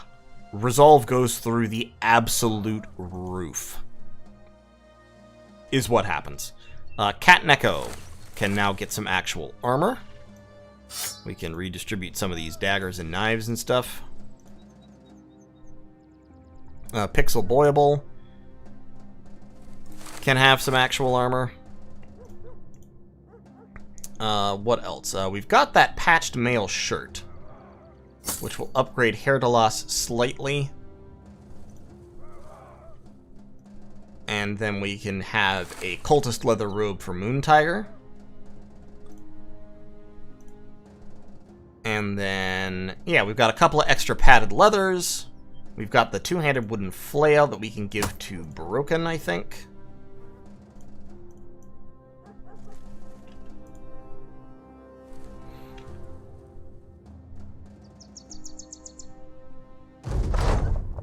Yep. And Triff is gone, so, alas.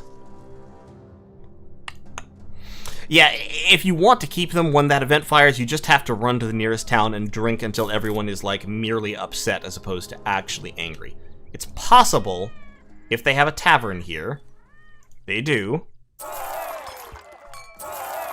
Okay, so we'll be able to keep Comet. A bunch of my guys are now drunk, unfortunately, but Comet shouldn't run away now. He is disgruntled, but he's not angry. So Comet we should be able to keep. Comet's not fantastic, but, you know, he lost an eye in our service. It'd be nice to keep him.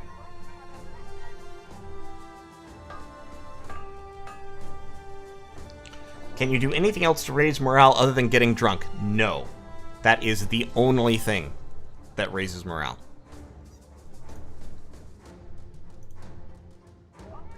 Do I want to sell anything? I've got these extra padded leathers, so I'm actually going to clear out my lowest level armors. I'm going to clear out my cultist hoods, because I've got a couple spare suits at this point.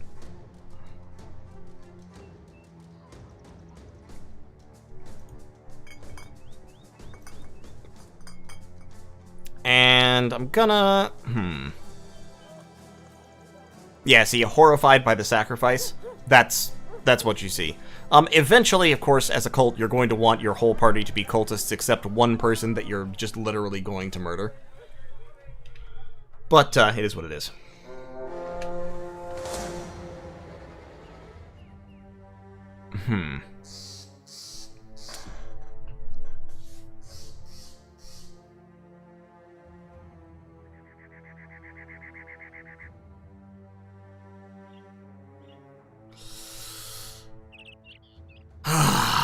I don't know how I feel about this. It's possible that this is the kind of thing we can pretty much just take.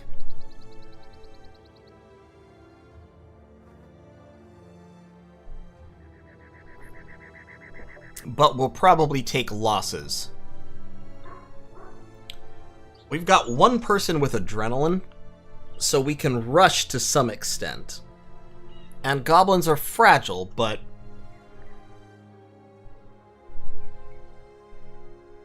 the goblin ambushers, I'm gonna have to... okay. This is gonna be a slow battle, because I'm gonna have to take it very carefully.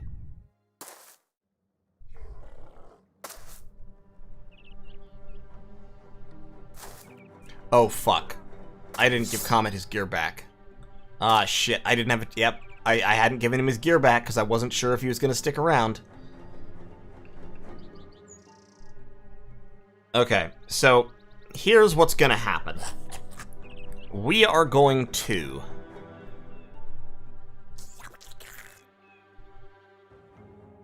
we're gonna swing up this way, okay? We're gonna lock this guy in melee. Some of our guys are still drunk, too. Shit. Oh, that's so bad.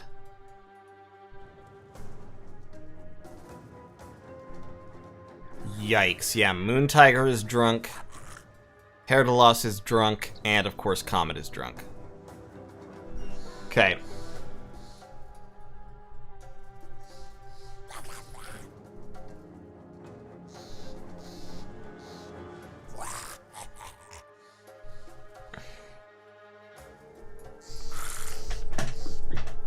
So I'm thinking of how to do this, right?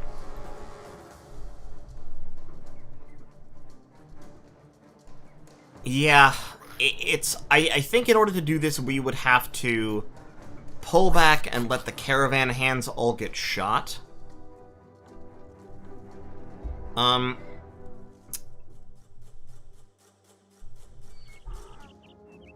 Or we just outright run.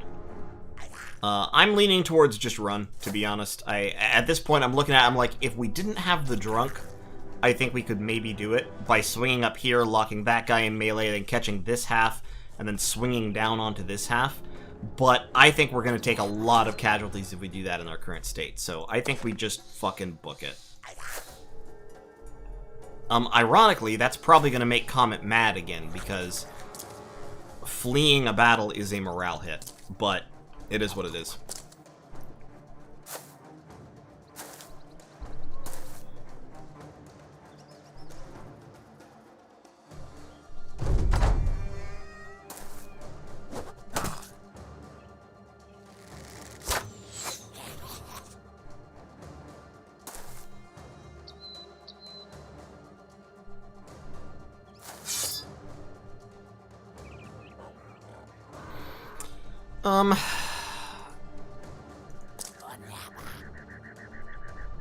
I mean, we could try flanking to a degree.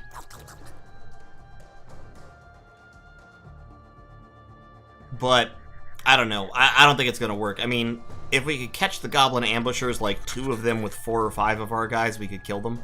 But, yeah, goblins have pretty high base stats, and their arrows are poisoned. So they debuff you. They debuff your action points.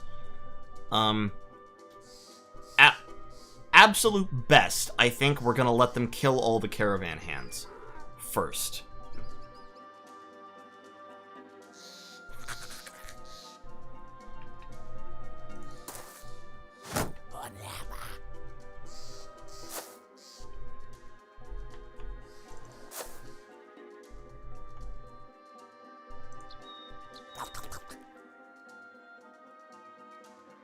Like, this guy, I'm just not going to attack him while he's on the high ground. It's just, I'm just not going to do it.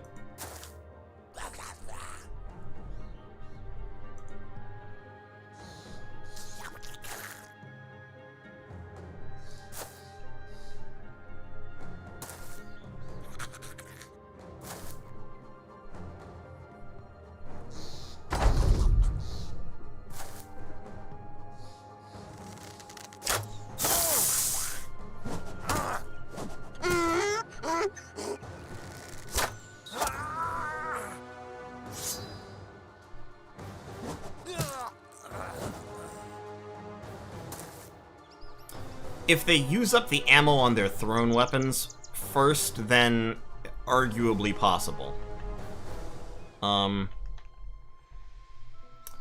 But like, so here's the thing, right? I think I'm just gonna leave. I think I'm just gonna leave. I've been trying to work out, like, a way this could be done, but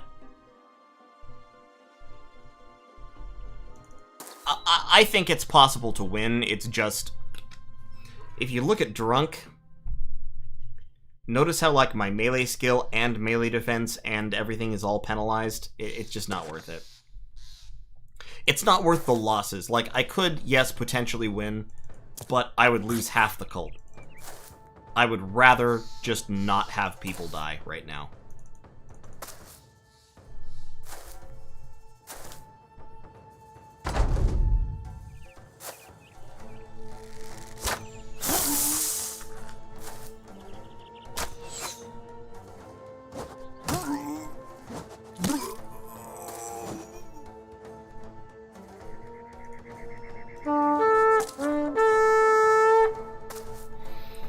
So we're just going to abandon this caravan to its fate, and this commonly happens with caravan missions. The upside to them is they're easy to run from, because the caravan attracts the enemy's attention. So they're just going to let us run. They're going to kill the caravan donkeys. They've already killed the caravan hands. We're going to get away scot-free. But it will be a little bit of a morale check, and of course we won't get paid, and our relationship with that town will decrease.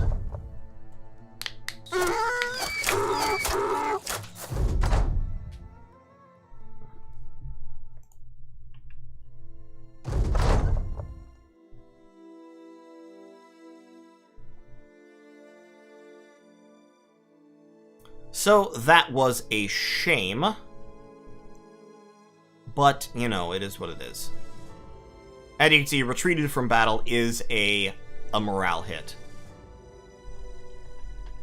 Those Goblin Raiders, we're just gonna let them kind of be what they are. We're going back down to Nibelheim.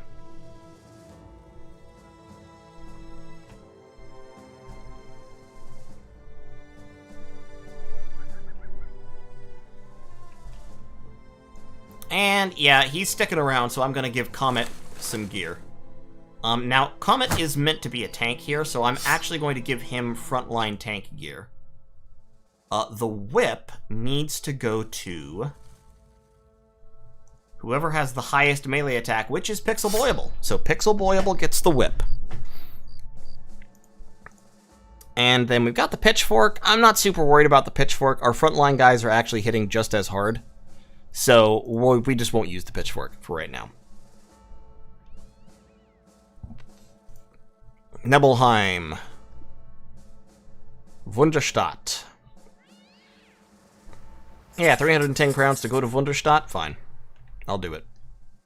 I'll do it. I am going to use up my food on the way. But that's fine. We'll buy more food in Wunderstadt. Or possibly in Tiefenstadt. No, we're not going that way. We're going across country.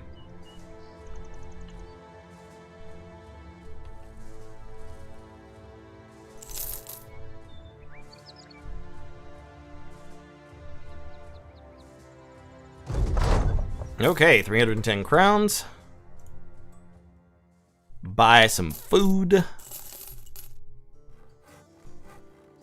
I would actually like a Guten Dog. Guten Dogs are good weapons. Don't really want to try to hire anybody. They have a level 4 sellsword? Wow, that's really impressive for this early game. Damn. They don't have any jobs here, though. Now, they do have the Red Legion, which is 7 mercenaries, but that includes war dogs. My guys are hungover, unfortunately, so we're gonna have to wait until tomorrow before we do any fighting.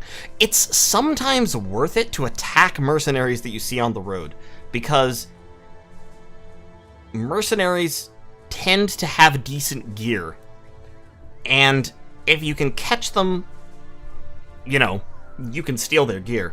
But that's probably, so that's like 5 mercenaries and 2 war dogs, probably. It's not worth trying to fight. They would kill us. But it's worth noting, sometimes it's worthwhile to just attack mercenaries that you see on the road.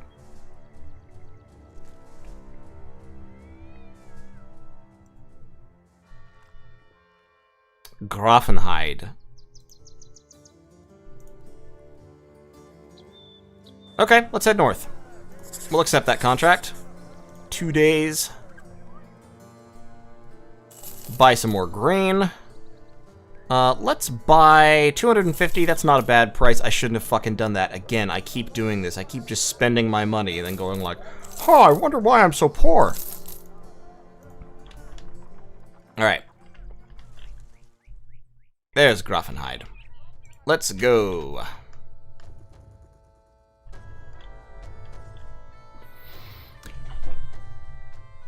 If you can kill mercenaries, it's absolutely worth attacking them. But right now we can't kill mercenaries because we're, like, pretty sad still. We're, like, slightly... We're still... If we look at our troops are like bandit raiders, basically. Roughly around the same level of armor.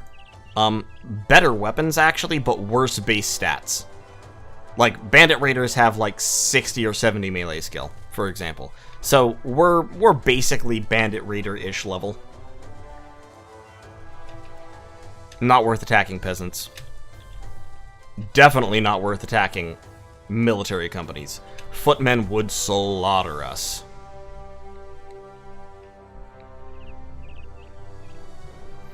How quickly does it go converting brothers to Dovkul? It's pretty random. Oh, there's a...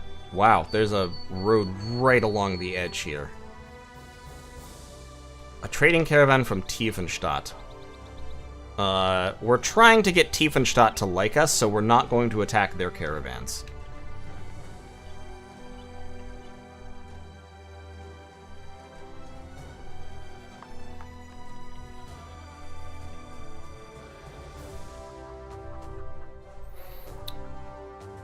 Yeah, I think I've only ever actually seen somebody be converted in my cultist play runs, like, a couple of times. So, it's slow. It's challenging. It's not really worth counting on. You pretty much just recruit cultists. And that's the best you can do. Okay, 560 schmuckers. This is a dirt poor, awful place. Wissenschaft. You want me to escort a caravan for 160 bucks? No.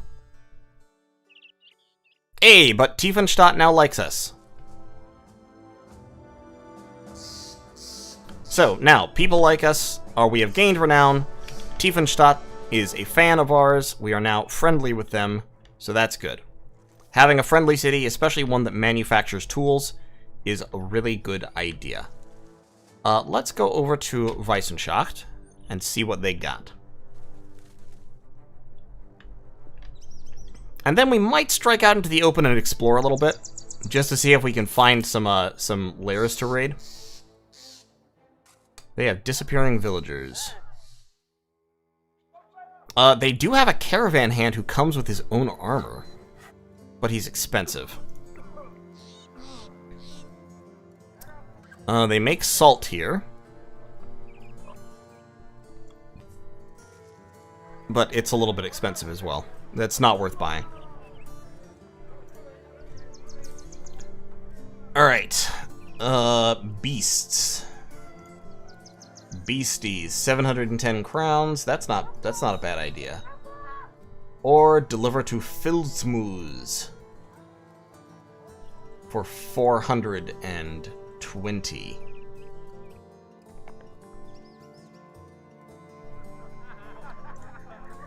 Let's, I think we're in decent shape to fight beasts. We're in decent shape. If it's, wolves or spiders, we can take them. If it's, well, wolves definitely we can take. Spiders would be a little bit iffier. But...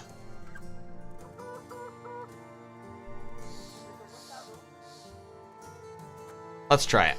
Or Wiedergangers. Wiedergangers we can take. Oh, it's 3 wolves. Yeah, well, we're fine.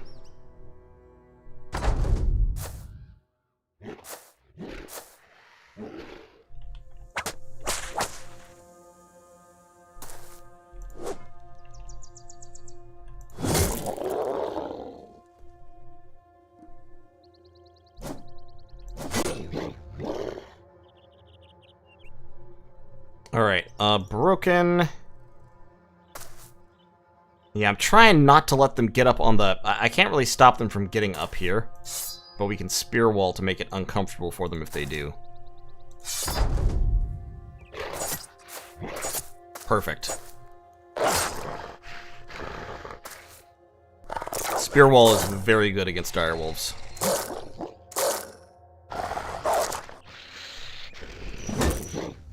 Hey, nice. Done. Okay, decapitate him, please. Alright, that's fine. Pop adrenaline. Okay, we've now stacked 4 bleed stacks on direwolves. This is another reason why whips are good, because they can stack all this fucking bleed. Okay, knock him off the cliff.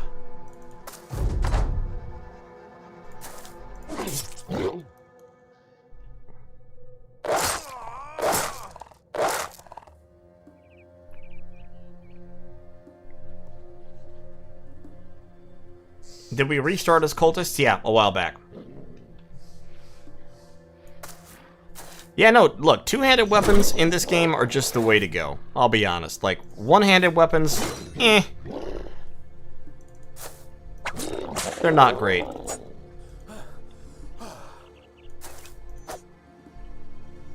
Nope. Don't let him run. You don't get to run. Hey, some levels, some strain to meet. No pelts, unfortunately. I like to have pelts. Okay. Let's level. Good old Moon Tiger needs to level melee skill.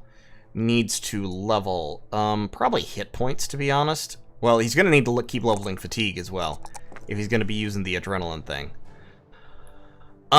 Might need to give him recover to go with the adrenaline, because the adrenaline fills up the old fatigue meter pretty damn quick. Gifted, also a really good one. So let's go gifted first. And get more skill, more defense, and more fatigue. Here to loss. As mentioned with the cult, you probably don't really need a banner that much. I'm gonna leave him noted as banner for right now, but like all my cultists, you may notice, now have resolve that's in like pretty high, except for Reindeer Boy, who is traumatized. We might have to do something about that, but all my other cultists are like 50s or 60s. Really don't need a banner that much. So let's go fatigue. Let's go melee skill and melee defense. And I think Herdalos is going to end up being another tank kind of character. He does have 2 stars of fatigue, so I could do the adrenaline thing with him as well.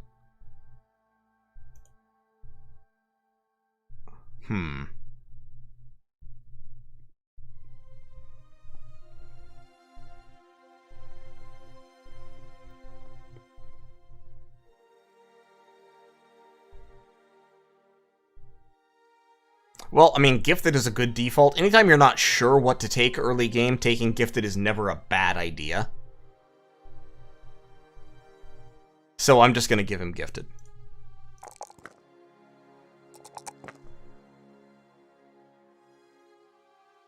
I don't think I need to take +4 fatigue on that, because he'll roll it eventually. So we'll put that into HP.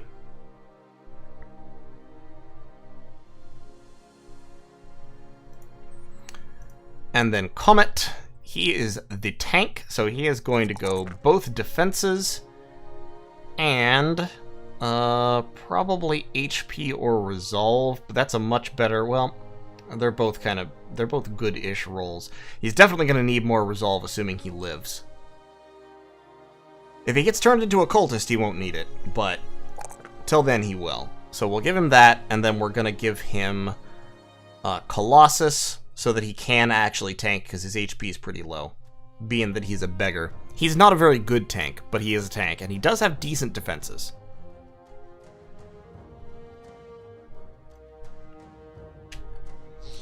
Alright, Weissenschacht, pay me. Thank you. Thank you for your money.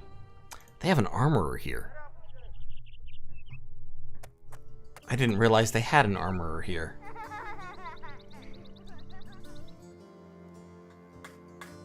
That's cool. Spending money on armor is, in my opinion at least, absolutely worthwhile. At pretty much every stage of the game.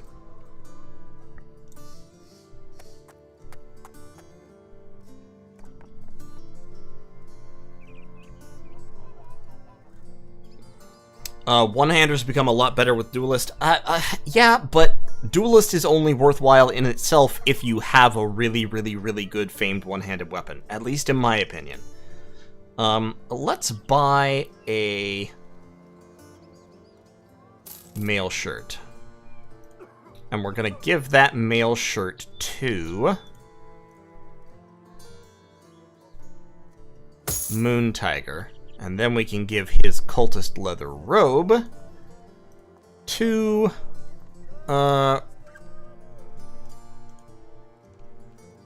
Cat Neko. There we go. And then we can give a padded leather to Pixel Boyable. Actually, you know what I should do here? I should swap out Hair de Loss and Pixel Boyable.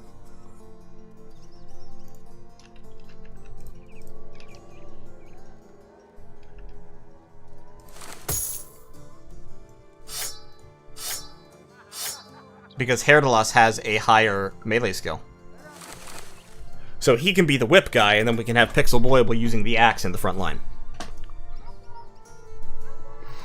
Alright, Hair de Loss, glory to Dav, cool, thanks for watching. Who doesn't have a knife? Pixel Boyable doesn't have a knife. Comet doesn't have a knife. Okay. Everyone now has knives.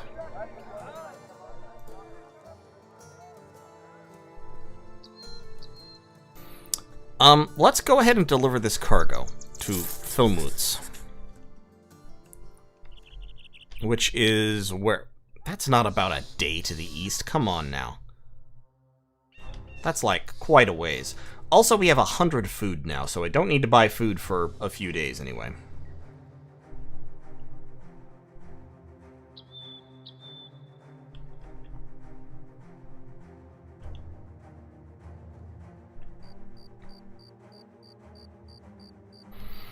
Okay, on the road again. Oh, there's been a fight over here.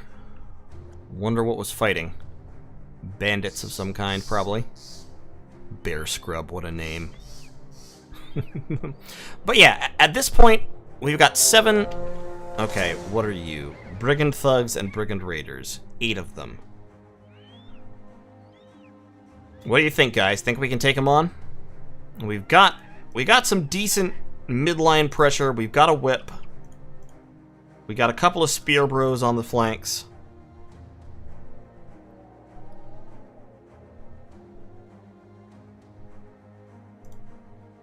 Let's try it. They don't have any missile weapons. They do have one guy with a longsword. Okay, so it's 4 raiders and 4 thugs.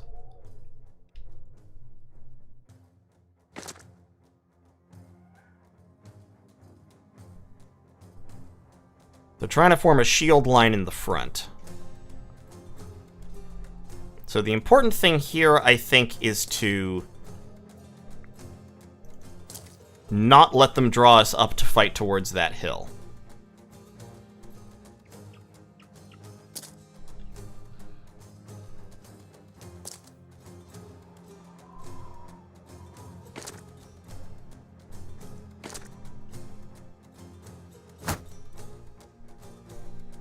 Okay, he's got throwing spear. Yeah, the raiders have got some throwing weapons.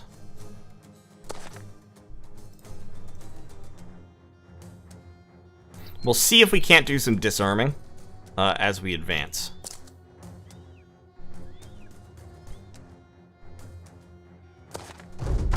Yeah, no, early game flails are really good, but yeah, okay, the raiders all have throwing weapons. A lot of times they do. It's not 100% guaranteed, but it's pretty common. I might have to break his shield. What's my hit chance? Yeah, 23%. Let's go ahead and break his shield. But they're definitely going to throw javelins at us. Let's get into melee with him to prevent him from throwing anymore. Let's bump him.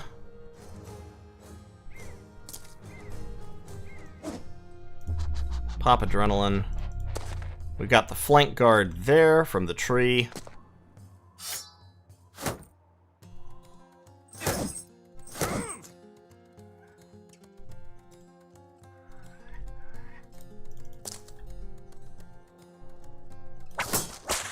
It was worth trying.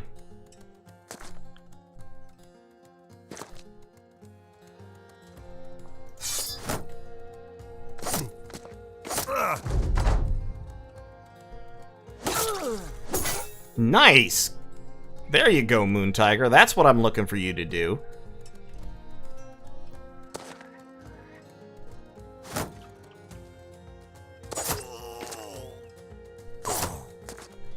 Reindeer boy, fucking holding the line like a god.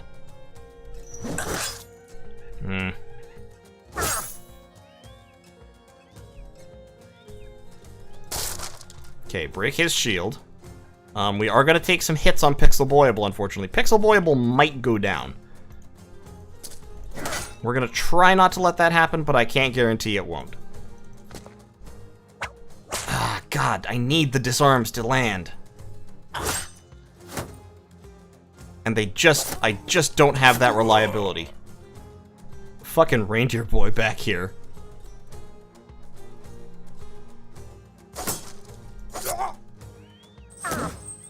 Okay, well, I stabbed him in the eye. That's good. Yeah, okay, so I can't spear wall anymore.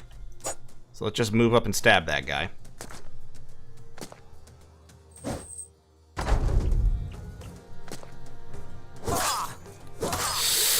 Oh, Pixel Boyable.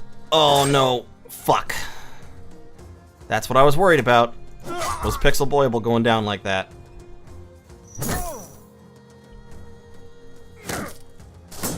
Okay, and we got a stun. Yeah, this is turning on us. This is turning on us. If we can hit him in the head with the whip, we'll do tons of damage, but...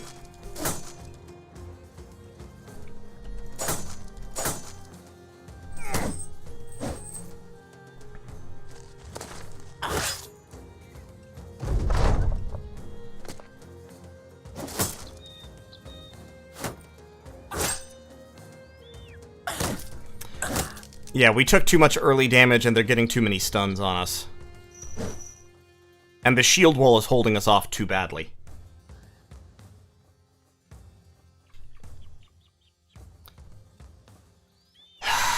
This is like the problem with early game fights, right? And this is why flails are so good in the early game.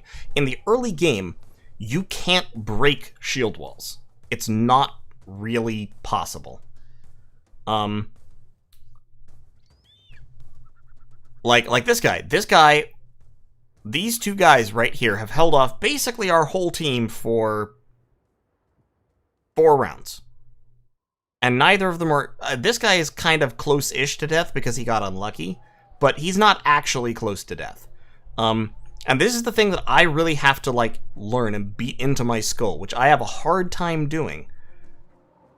Fighting shield walls is not possible in the early game. In the late game, fighting shield walls is easy.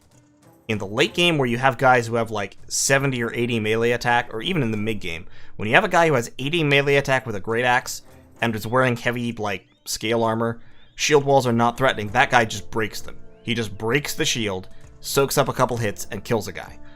But when it's like this time in the game, it's not doable.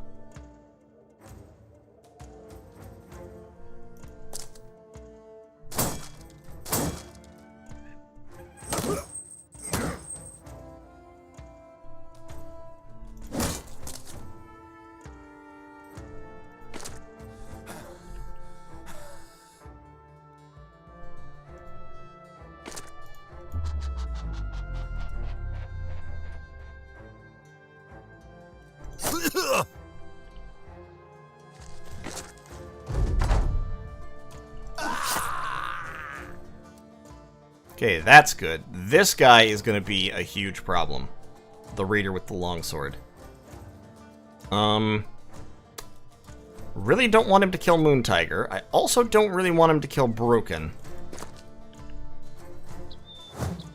Okay, he missed. Good.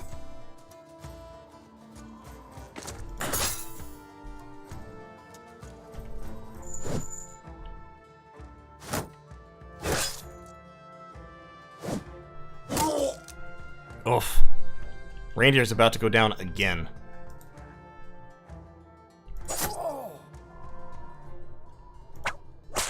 God damn it. Yeah, we can't run. Like, where would we... How would we run? We're completely engaged and being slaughtered. We can't. There's no running here. There's only fighting and dying.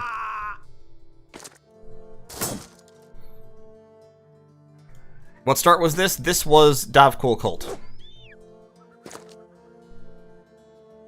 It's a, you know, it is a hard game, and it's a game that, more than that, it's a game you really have to know in order to do really well. And like I said, I played this game a lot a couple of years back, but I have not played it a lot recently, so I'm kind of getting back into it, and I don't know it. I don't know it even as well as I used to, and I was never an expert, so definitely gonna be a lot of learning.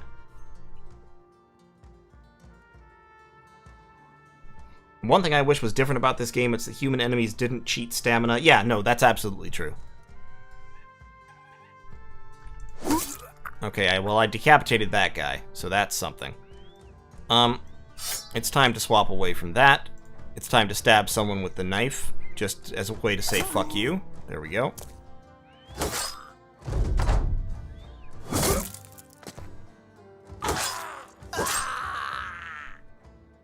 Yep, there we go.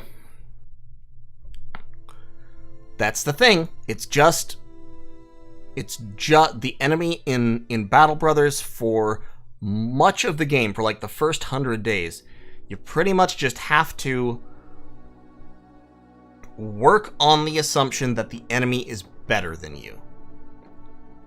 And that you won't be able to break enemy defenses. So it's something you've got to be... There's a very specific playstyle in Battle Brothers that works, and I don't have it down yet. So let's try again. I ain't gonna stop. I enjoy the game. See, despite the fact that the game drives me crazy, and I'm down on it sometimes, I really do enjoy it. I would say I don't enjoy it quite as much as I could if it felt more even, if that makes sense. Because there are a lot of things in Battle Brothers that are very clearly and like very openly tilted against the player, which can be frustrating, but I do really enjoy it. Alright, what do we want now, guys? We've done cultists, we've done poachers, we've done beast slayers, we've done northern raiders, and we did that last week. So what are we looking for now? Lone wolf, peasant militia, southerners, merchants.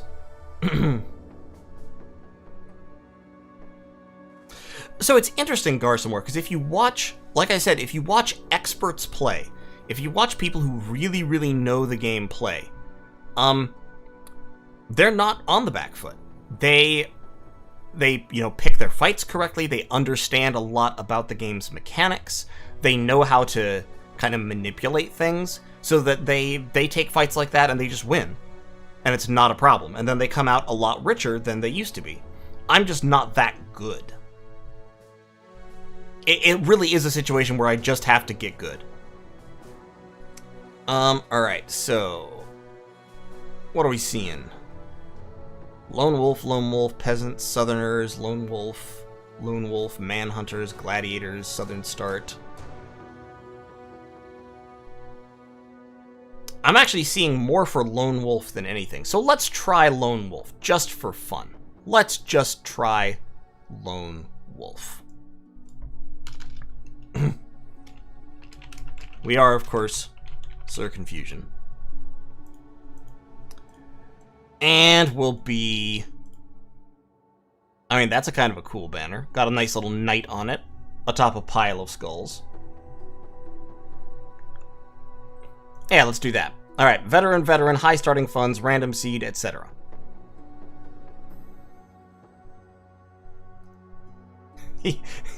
The lone wolf must be named Garsamore? Okay. Yeah, no, believe me, horrifying. I know exactly how hard lone wolf is. It's challenging. Lone wolf is hard.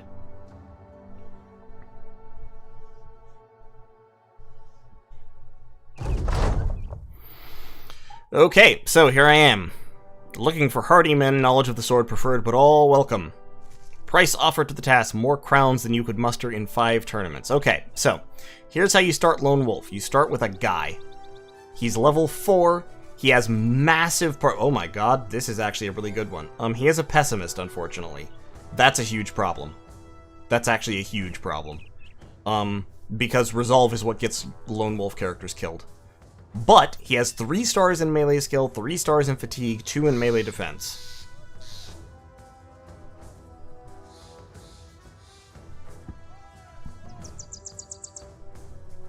Alright, so we need to level up resolve, absolutely. We also need to level up fatigue, but we're going to have to kind of swap back and forth. So we're going to do melee defense, melee attack for that one, melee defense, max fatigue, melee defense there, and then last level we're going to take melee attack again, we're going to take resolve again, and then fatigue again. Okay, now we have 3 perks to dispense. We're going to take... Colossus is a good pick, because we have really high hit points right now, and Colossus would push us up to like 90. You definitely need Gifted. So we're going to take Colossus, we're going to take Gifted, and then we're going to take... Brawny is a decent choice starting out with. Rotation also. Rotation can save your ass. Hit points are useless, to be honest. Very much not true. Absolutely not true. Hit points are amazingly good. Having 90 hit points versus having 50 is incredibly fantastic, because A, it means you don't die as quickly, and B, it means that you're a lot less likely to take afflictions. Fortified Mind, I think, is defensible here.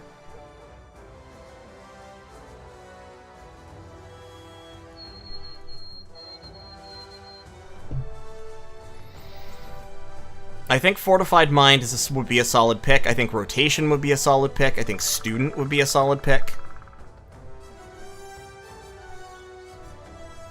Okay, let's go with Fortified Mind. Alright, so now I have 76 resolve. Your starting gear. You start off with Sellsword's armor, a bassinet with mail, and a longsword. A longsword is unfortunately not actually that good a weapon, because it costs 6 AP to swing. And so you only get 1 attack per turn instead of 2. And it doesn't really do enough damage to actually kill many enemies in 1 strike. So... the longsword is, in my opinion, not great, but, you know, we'll see how we go. We start off with 1,100 crowns. We're right outside of a citadel. You are unknown. Let's see what's around me. We'd want to go to a village and recruit a couple of just, like, minions really quickly. So let's go down to Steinhaven.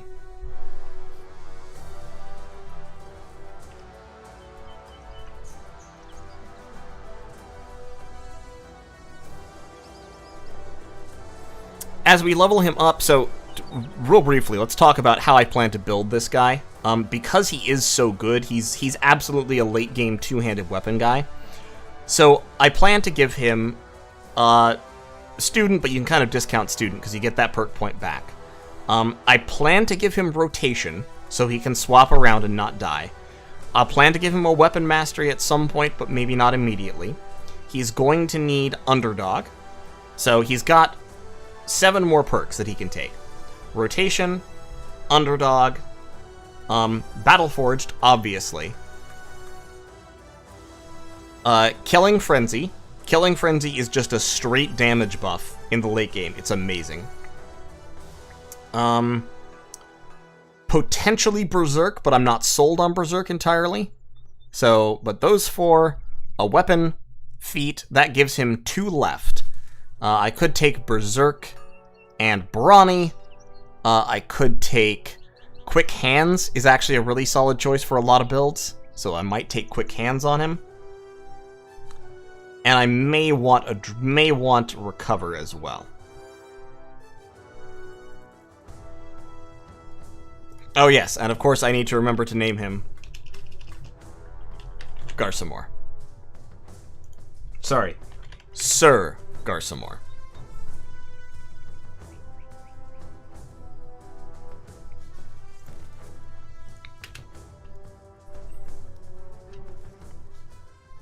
Alright, so there's a couple things we need here.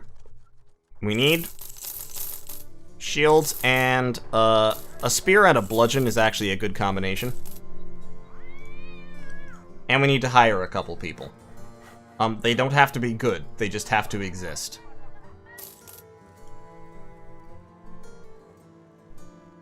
Do I want a cripple? No, I'll hire the fisherman. Alright, we need 2 names for our 2 shield guys.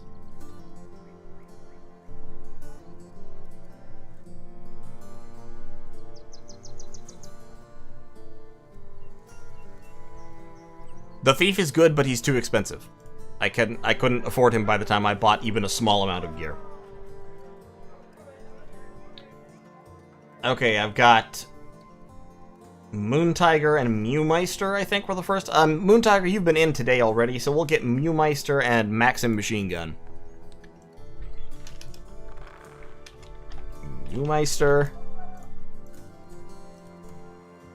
and Maxim MG. Okay, so Maxim is strong and has 3 stars in ranged skill of all the weird things.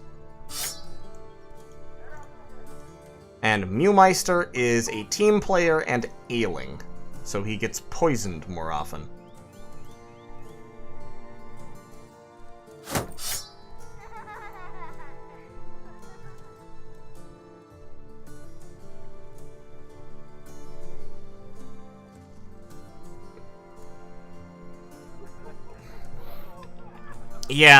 Yeah, that's too low to actually be a ranged character, which is kind of a shame, but he's swift and strong, which is nice. And this guy is a monk. Okay.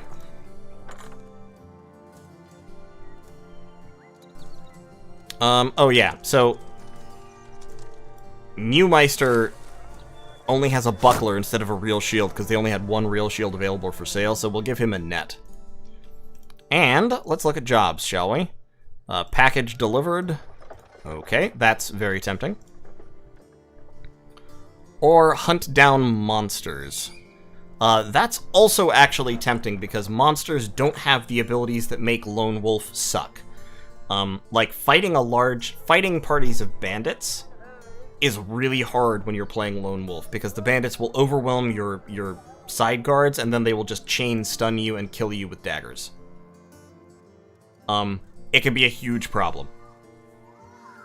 But beasts don't do that. Beasts don't have nets, they don't have stuns. I take it back. Fighting Webknechts might be a terrible idea. Because Webknechts do have nets. So let's see if we can lure these guys back into, like, the town militia or something. Apparently not. Alright, here we go. At least it's open terrain.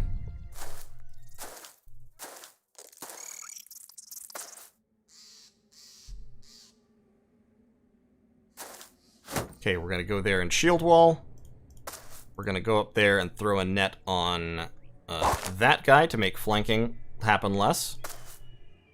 And then we're gonna move up and we're gonna miss.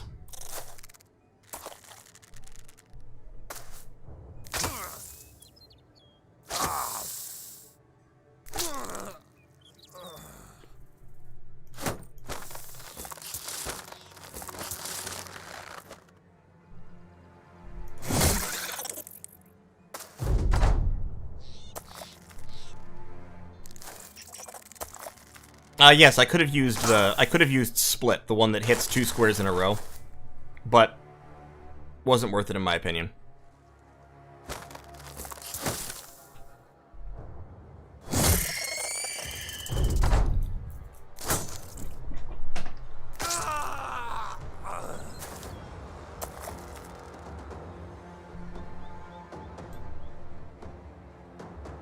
Yeah, so being trapped in a web lowers your damage by a lot, and unfortunately, I can break free or I can attack, but not both, because my weapon takes 6 AP to use.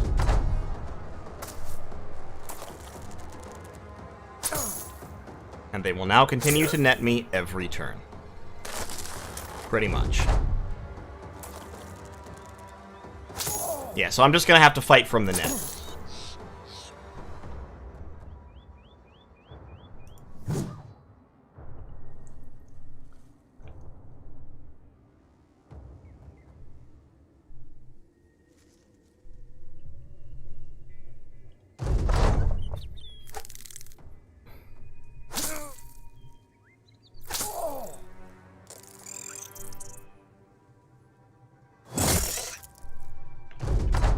It's possible that Garsamore will just tank this out still, because his armor is very, very tough, and Webknechts don't do a whole lot of damage.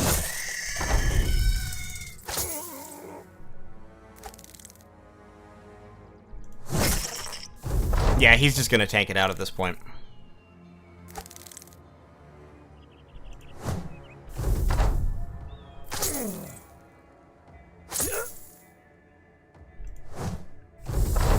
Assuming he can hit, he'll tank it out. If he can't hit, then he won't.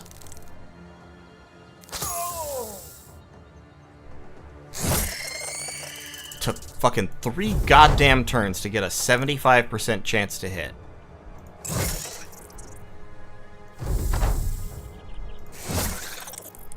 God damn!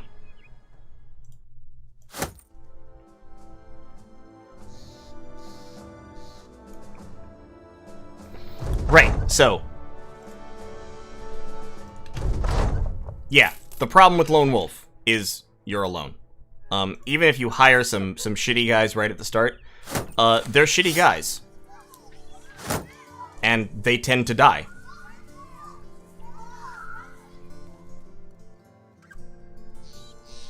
And if they die, then you wasted the money spent hiring them, and... then your Lone Wolf gets surrounded, and being surrounded in this game is just death. And also, holy shit, why does this random cripple have 3 stars in melee skill? I don't understand.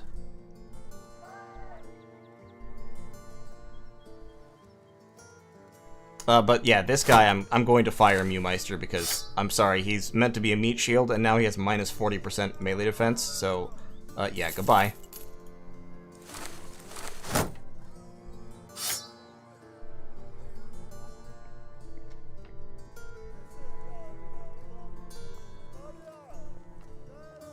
Cripples often have very high stars in melee attack and melee defense. Why?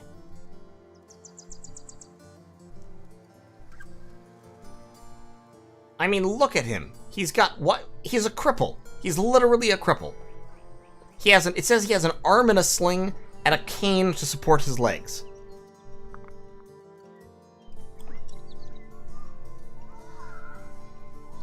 Also, he has 30 hit points.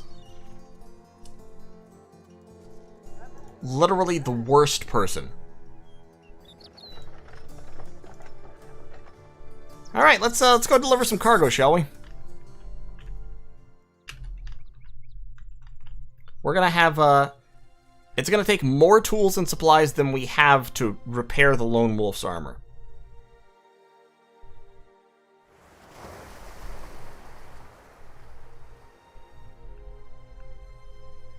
And, yeah, which is... I have to point out another problem playing Lone Wolf. Another thing that makes it difficult is, repairing armor. Oh my god, no.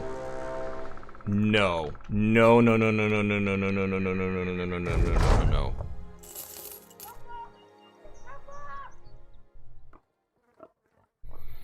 Yeah, all your money just goes to fixing the damage that you took in the last fight.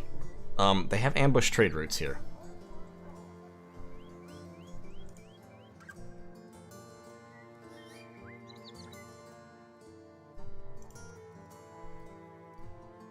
Tiff with some local brigands. I don't want to do that. Important delivery. Azim Shab. 2 days. It'll give me some meat shields. This is probably actually safer than wandering around on my own.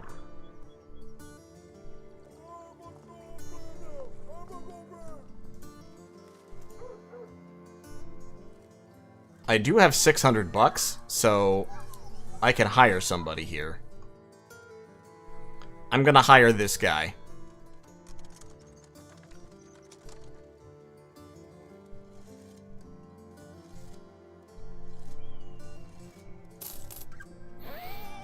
I don't have enough money to hire Havard. Okay, Cat called dibs on a name. We need a name for somebody else as well.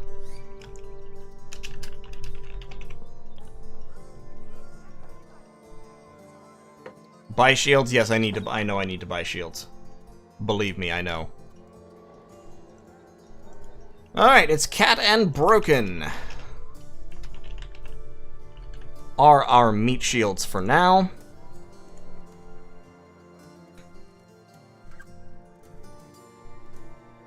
They don't have any shields for sale here, so I cannot buy any shields.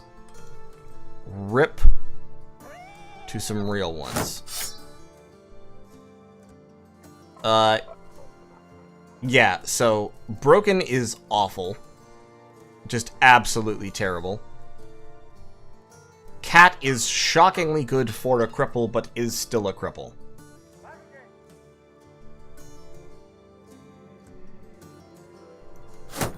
I'm gonna give Cat's shield to Broken.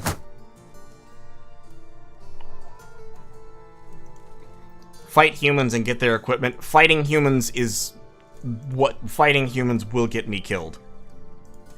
Also, like, my armor is still half gone, and I only have 29 hit points left. See why I took Colossus? If I hadn't taken Colossus, Garsamore probably would have just outright died. But repairing my shit is gonna take forever.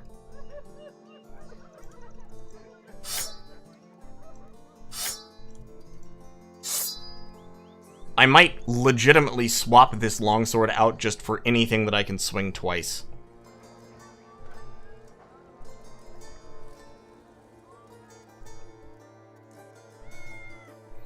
I might buy some armor. Nah. Find Drafty Shack not far to the southeast. Yeah, okay, that's fine. I'll do that. Okay. If you go to find the Drafty Shack, come to us first. Hey, Brennanland Militia!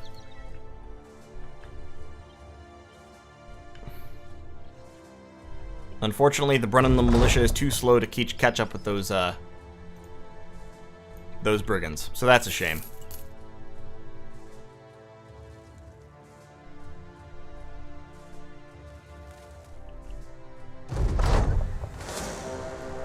Okay, well, we found the Drafty Shack. Cool. Yeah, I've won 7-1 battles with Lone Wolf right at the start. Yeah, I mean, it's possible. It's just very, very luck-based.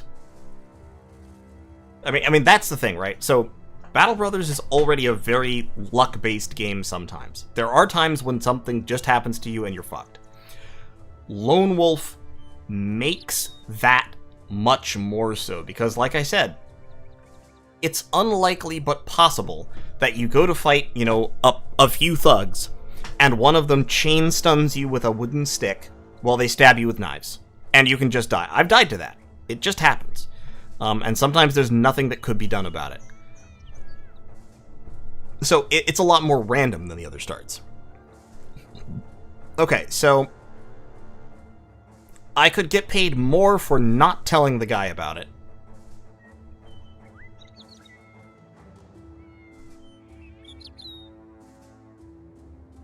Yeah, sure. That's fine. That doesn't piss off the town too badly. I'm gonna go ahead and hire this thief now, because thieves tend to have high melee defense. Yes, he has a star in melee defense. He's a bleeder, but I don't care, because he has 13 melee defense, and we're gonna give him this shield, and now he has 28 melee defense. Perfect. Alright, who was the last person who asked for a dude? Ashley Steele. This is Ashley Steele. Perfect, perfect, perfect. That is what I wanted. Paid twice is more overall. Yes, being paid twice is more money, but it also really pisses the town off. I'm gonna sell this Gossamer here. I'm also going to get rid of this tattered sackcloth because it's not actually worth any money. And I'm going to buy a padded leather.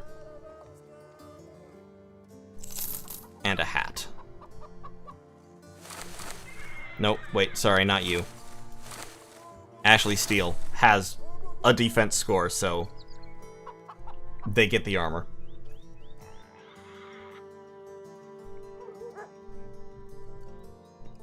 So yeah, Ashley Steele's job is just to stay right next to Garsamore and shield wall every turn. That's the role. That's the job. Drive off the brigands. Okay, with these 4 people, I might go drive off brigands. If it's just thugs, I can probably do it.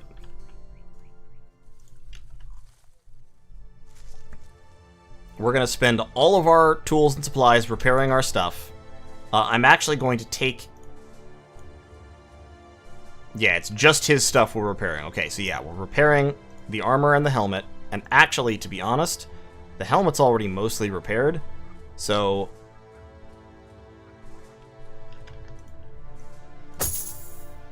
yeah, I want to not repair that for right now. We'll spend all of our tools repairing the armor. And then we'll go in and fight.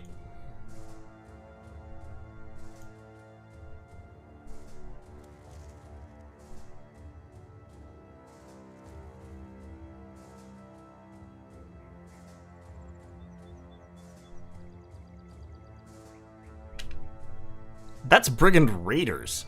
That's not thugs at all. I can't do this fucking quest.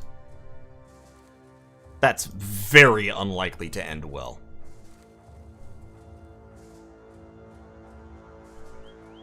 Hugely unlikely to end well.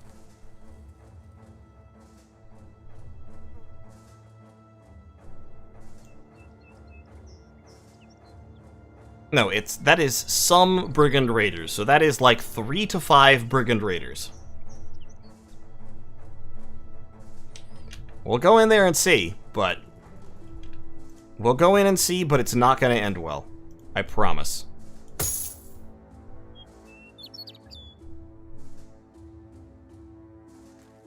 Let's go in and see. Let's go in. Give the shield to the thief? I already did give the shield to the thief.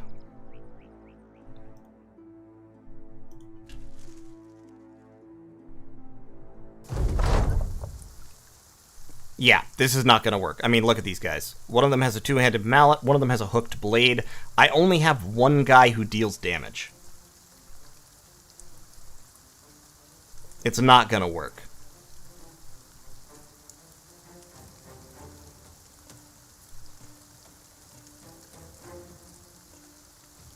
Okay, Broken is over here saying he thinks this is winnable. I don't think this is winnable.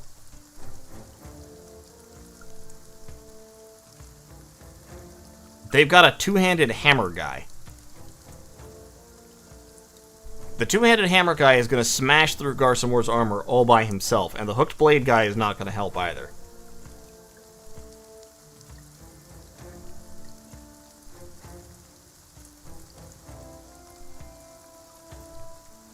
No, this is not winnable. We're leaving.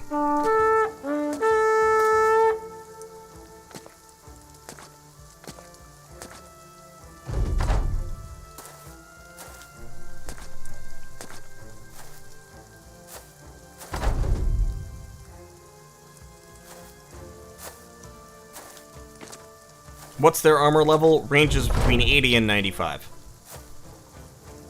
Which means each and every one of them is going to take a minimum of about 2 or 3 hits from the longsword. And that, of course, is assuming no misses and reasonable damage rolls.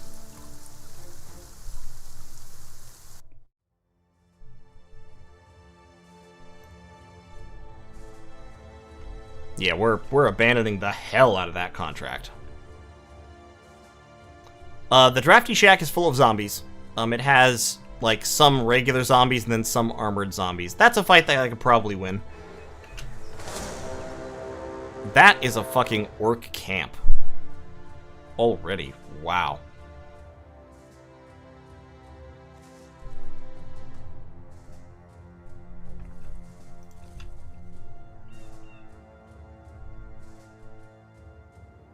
Yeah, orcs are way above our current pay grade.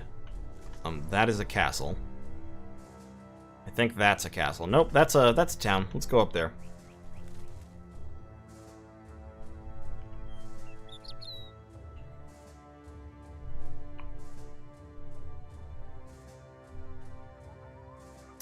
Many 7 to 10, something like that. It's close. Unfortunately, I'm now broke and starving as well. What is this seed? Why are things so hard? I'm telling you, bro, Battle Brothers is just an incredibly random RNG-dependent game. Caravan guarded to Eichendorf? Yes, absolutely. I will do it. It's money and they will feed us.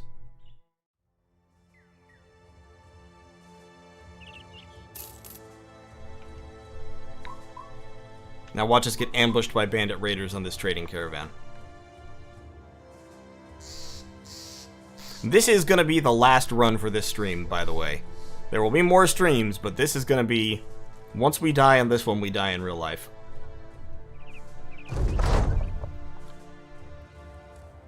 A traveler. Okay. Man cut down by lightning a few months ago.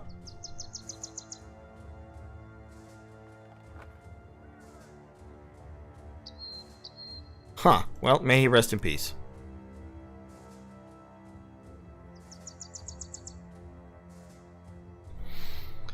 Look, it's just, you know, it's the game. Everything in Battle Brothers is RNG. Everything in Battle Brothers can end up just being really bad. It's completely possible. There is a local holiday, and the place is well supplied, so things should be cheap, which is good because we need food badly. Yes, please, grain.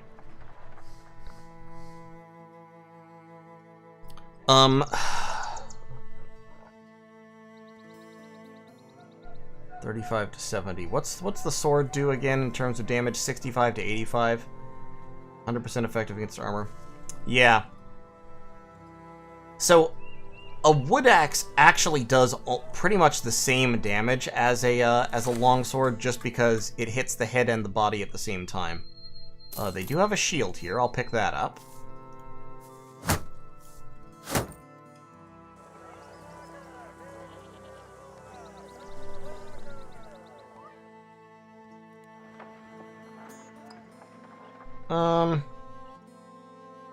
What's this job? They want a delivery to Hoyland. 280 crowns. Yep, I'll take it. Need more food and tools. Well, I do need more tools, but I don't have the money for them. Also, they have no tools for sale here. So we're just going to be crisscrossing the map on delivery jobs for a little bit. Normally by day 5, you've won a couple of fights. That has not been the case in this one. We won one fight against spiders, just barely. What weapon would I have wanted on my lone wolf? Either a... So, probably the ideal that's at an equivalent level to the longsword would be either a two-handed scythe or a military cleaver. So that is 1 thug and 4 raiders. We cannot take that, so we're gonna... they got us. Fuck. Yeah, the two-handed scimitar would have been, like, ideal, but not possible. We're gonna fall back to this hill and make our stand there. That's how this is gonna work out.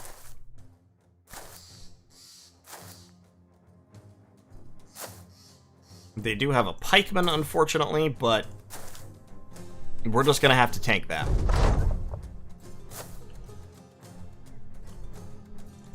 Okay, Ashley Steele is gonna get up there.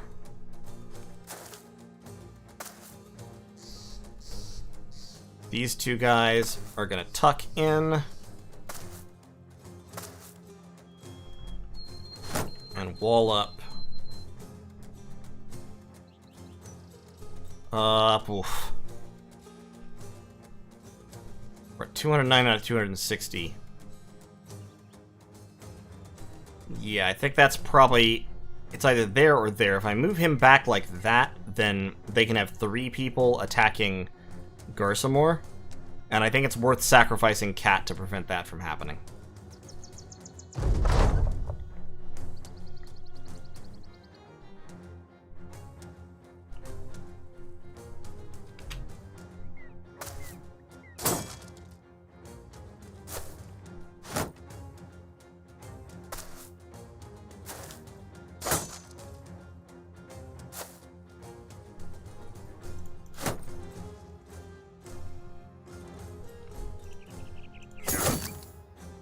Okay, got a hit on the raider. We missed the thug, unfortunately.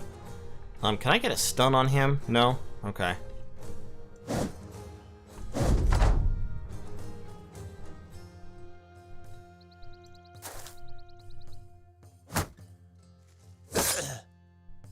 Oh, damn. That was bad.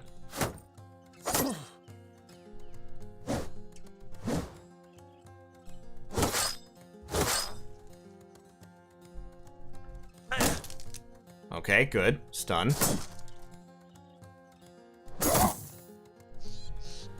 Alright.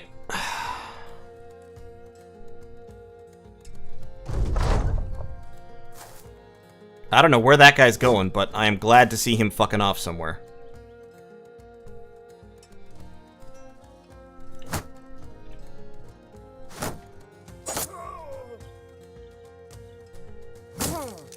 Oh, fuck, they got the stun.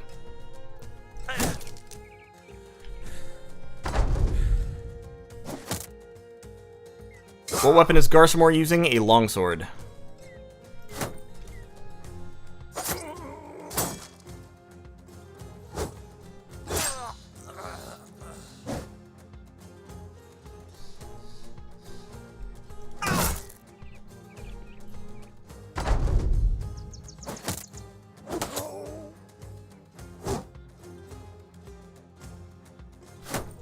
Just keep shielding Ashley.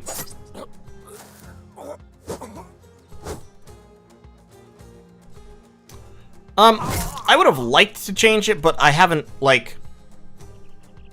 there was no real comparable weapon that I could take that would be, you know, as good.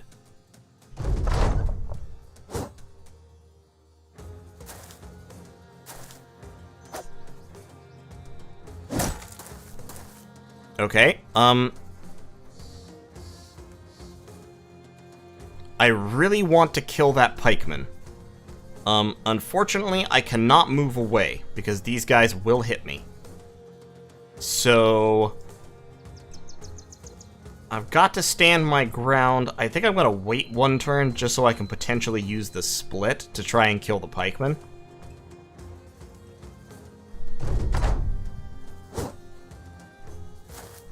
Okay, that was good. That was what I was hoping for. I'll be able to hit them both. But this is gonna be rough. Like, it's gonna be very, oh my god, they hit me too much, I can't use split. This is gonna be very RNG, whether I win this or not. I'm probably not gonna win this now. Yep, here I go.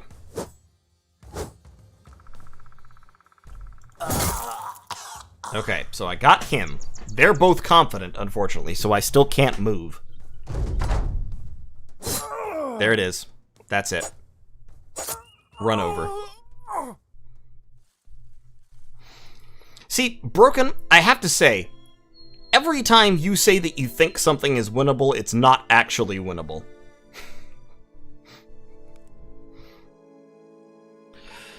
Alright, gentlemen. That is going to be the end for Battle Brothers, at least for now. The stream is going to end here. We will reconvene in this game more. Like I said, I really do enjoy Battle Brothers. The problem is, it really is very RNG dependent. Like, more RNG dependent even than most games of this type. XCOM is not as RNG heavy as Battle Brothers is. Battle for Westnoth is not as RNG heavy as Battle Brothers is. It's not very controllable. At least that's how I feel. Obviously, as you get more skilled at the game, a large part of the skill of the game is learning exactly how to compensate for RNG to the maximum extent possible to make results more predictable. Because if results are more predictable, then the player, who is at least allegedly smarter than the AI, can beat it, because you can just outthink the AI and trick the AI into doing things that you can manipulate. But if everyone's, you know, when everyone's hitting 60% of the time, you have those problems where you miss 4 times in a row, and it's like, well, alright, I guess I die then. So anyway, it's a good game. I enjoy it. I don't play it a ton these days, and I think that's a big part of why. It's just not... Like, that's a big part of why I enjoy XCOM more, because XCOM has a lot of RNG in it, like the old XCOM, but you have ways to compensate for it. Anyway, and same with Battle for Westnoth. Battle for Westnoth has a lot of RNG in it, but it's not as punishing because you're recruiting new troops, you're upgrading troops, you have larger groups where you can control movement more precisely. You have a lot more influence over what happens in the game.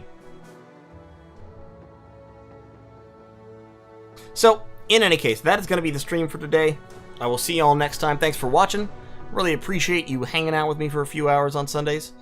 And I'll see you next time. Take it easy.